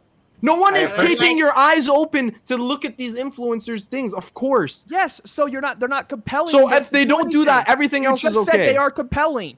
So if they don't from semantics. Wait, okay, yeah, so can I just wait? Can I? Okay, this is semantics argument, so I'm just gonna shut this up right with this. Okay, so if I go look up compel, they give two examples. So let's just use it in two sentences, right? The first one was a sense of duty compelled Harry to answer her questions. The second one is they may compel a witness's attendance at court by issue of a summons.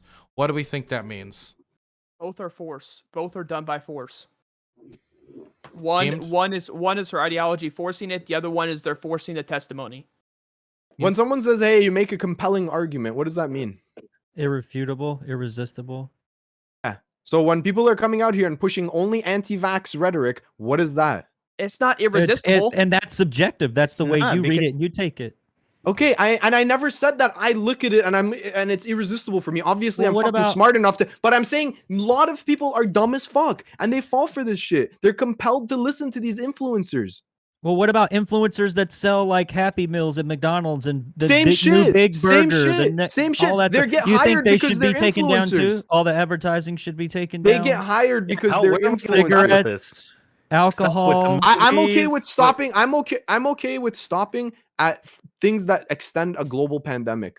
We don't have to go to McDonald's and shit. I'm just talking about the fucking pandemic. That's it. You guys are acting like we're trying to police everything and shit. I'm literally talking about COVID. That's it. Well, Shut the why fuck up not, about though? COVID. If you don't have the requisite education to sift through the data, then you shouldn't fucking talk about it. How are we 2 years into this and you guys are still advocating for this? We're talking about compelling, and the only thing that's the only thing that underneath the definition of compel that is happening is the left. Bro, is I don't attempting to- care about No, compelling.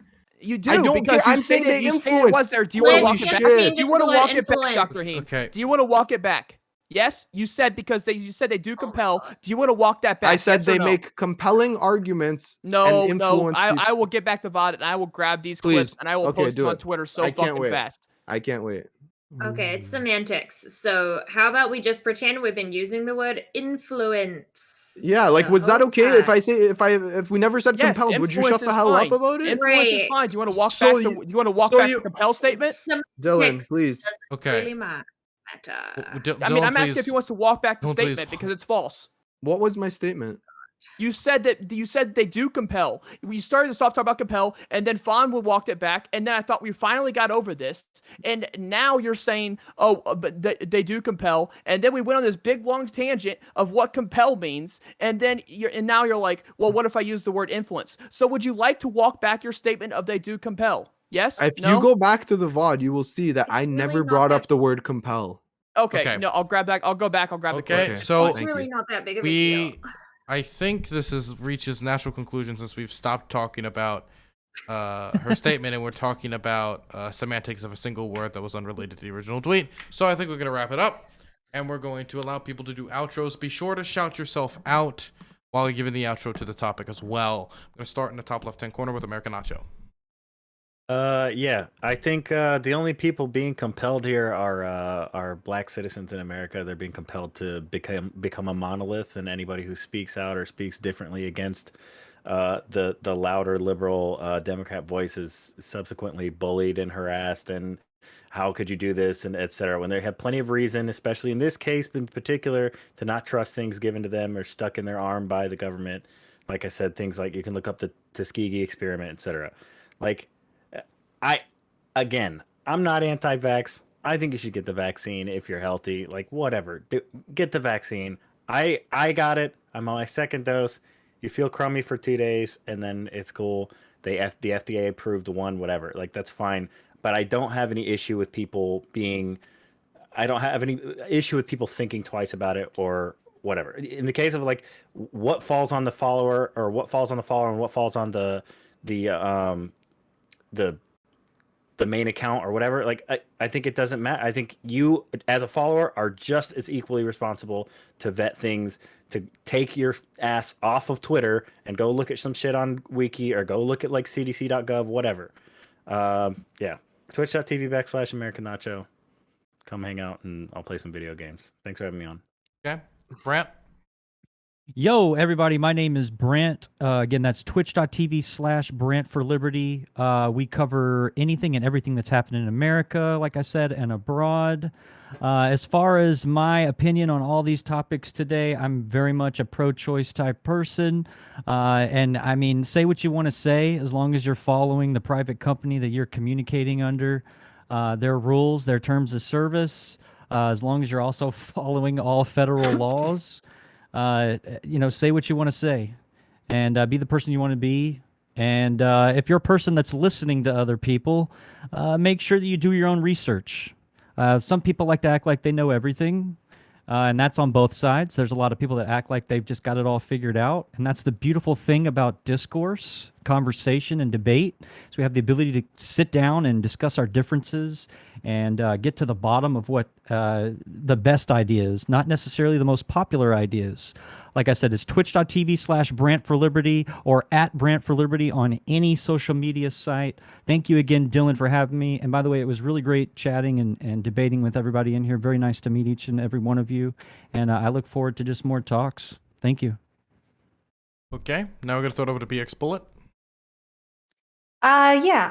So in this topic, I really agree kind of with what American Nacho said. Like, I think that seeing her take this much hate, it stands to say that if she's an influencer, she's a celebrity, and she says something, that she has a responsibility to be accurate and not, like give misinformation. But fortunately, we have plenty of fact checkers out there, like Trinidad, for example, just fact checked her, So I guess I get that it took some time, but she did get fact checked, and she was held responsible for her comment. She was held responsible for her comment because of the public backlash she received. And I think that that's the way this should work. I think this is the way this should work. I don't think that we should be going out of our way to censor or tell people what to say or think or feel. But yeah, that's basically how I feel about this topic. BX Bullet TV, Twitch, Twitter, YouTube, Instagram. This is a good panel. Dylan, thanks for moderating and having me as always. I had a really good time discussing all this stuff. Happy to hear it. Now I'm gonna throw it over to Fawn. Hi.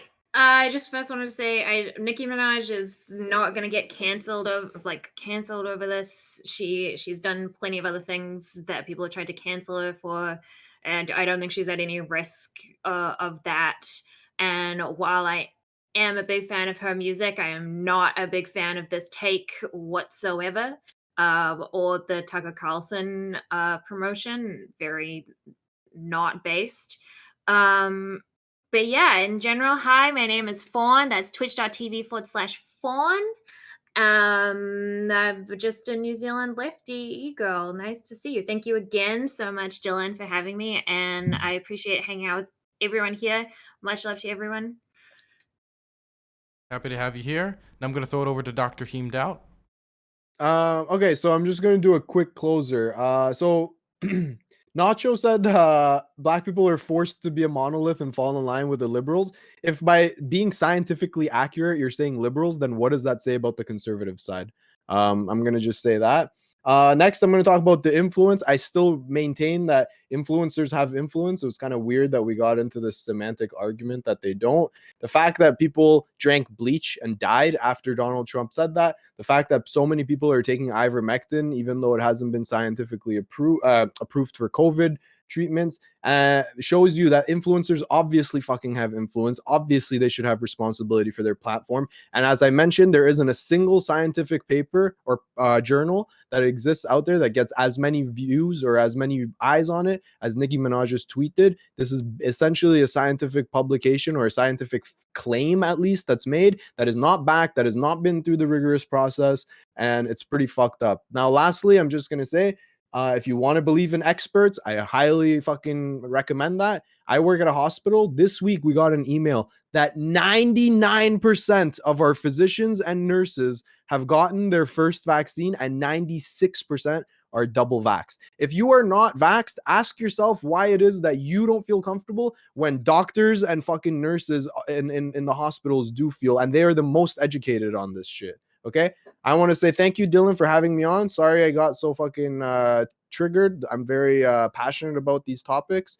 And you can check me out on twitch.tv/Dr. Heemed Out, on YouTube, Dr. Heemed Out, or on Twitter, Dr. Heemed. And I will be seeing you, Dylan, on Wednesday, where we will have a lot more banter and it'll be a lot better. I'll be in a much better mood than I was tonight, bro. Bro, maybe I could talk about my excursion in DC, depending on how it goes. Yeah, boy. And we can talk about the Canadian election too. Oh, by the way, I'm having a panel Sunday night with David Dole from the Rational National, Christo Avelis. It's going to be lit. We're going to talk about the Canadian election. So come through on Sunday night. It was really fun hanging out with you guys, talking to you guys. And I'm sure we'll all run into each other very soon. Thank you so much. Okay, now we're going to throw it over to Sprouticus.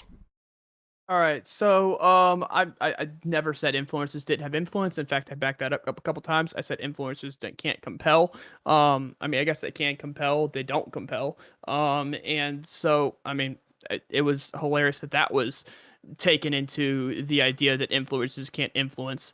But moving forward, I think that the first half of Nicki Minaj's tweet was dumb. I think it was just stupid.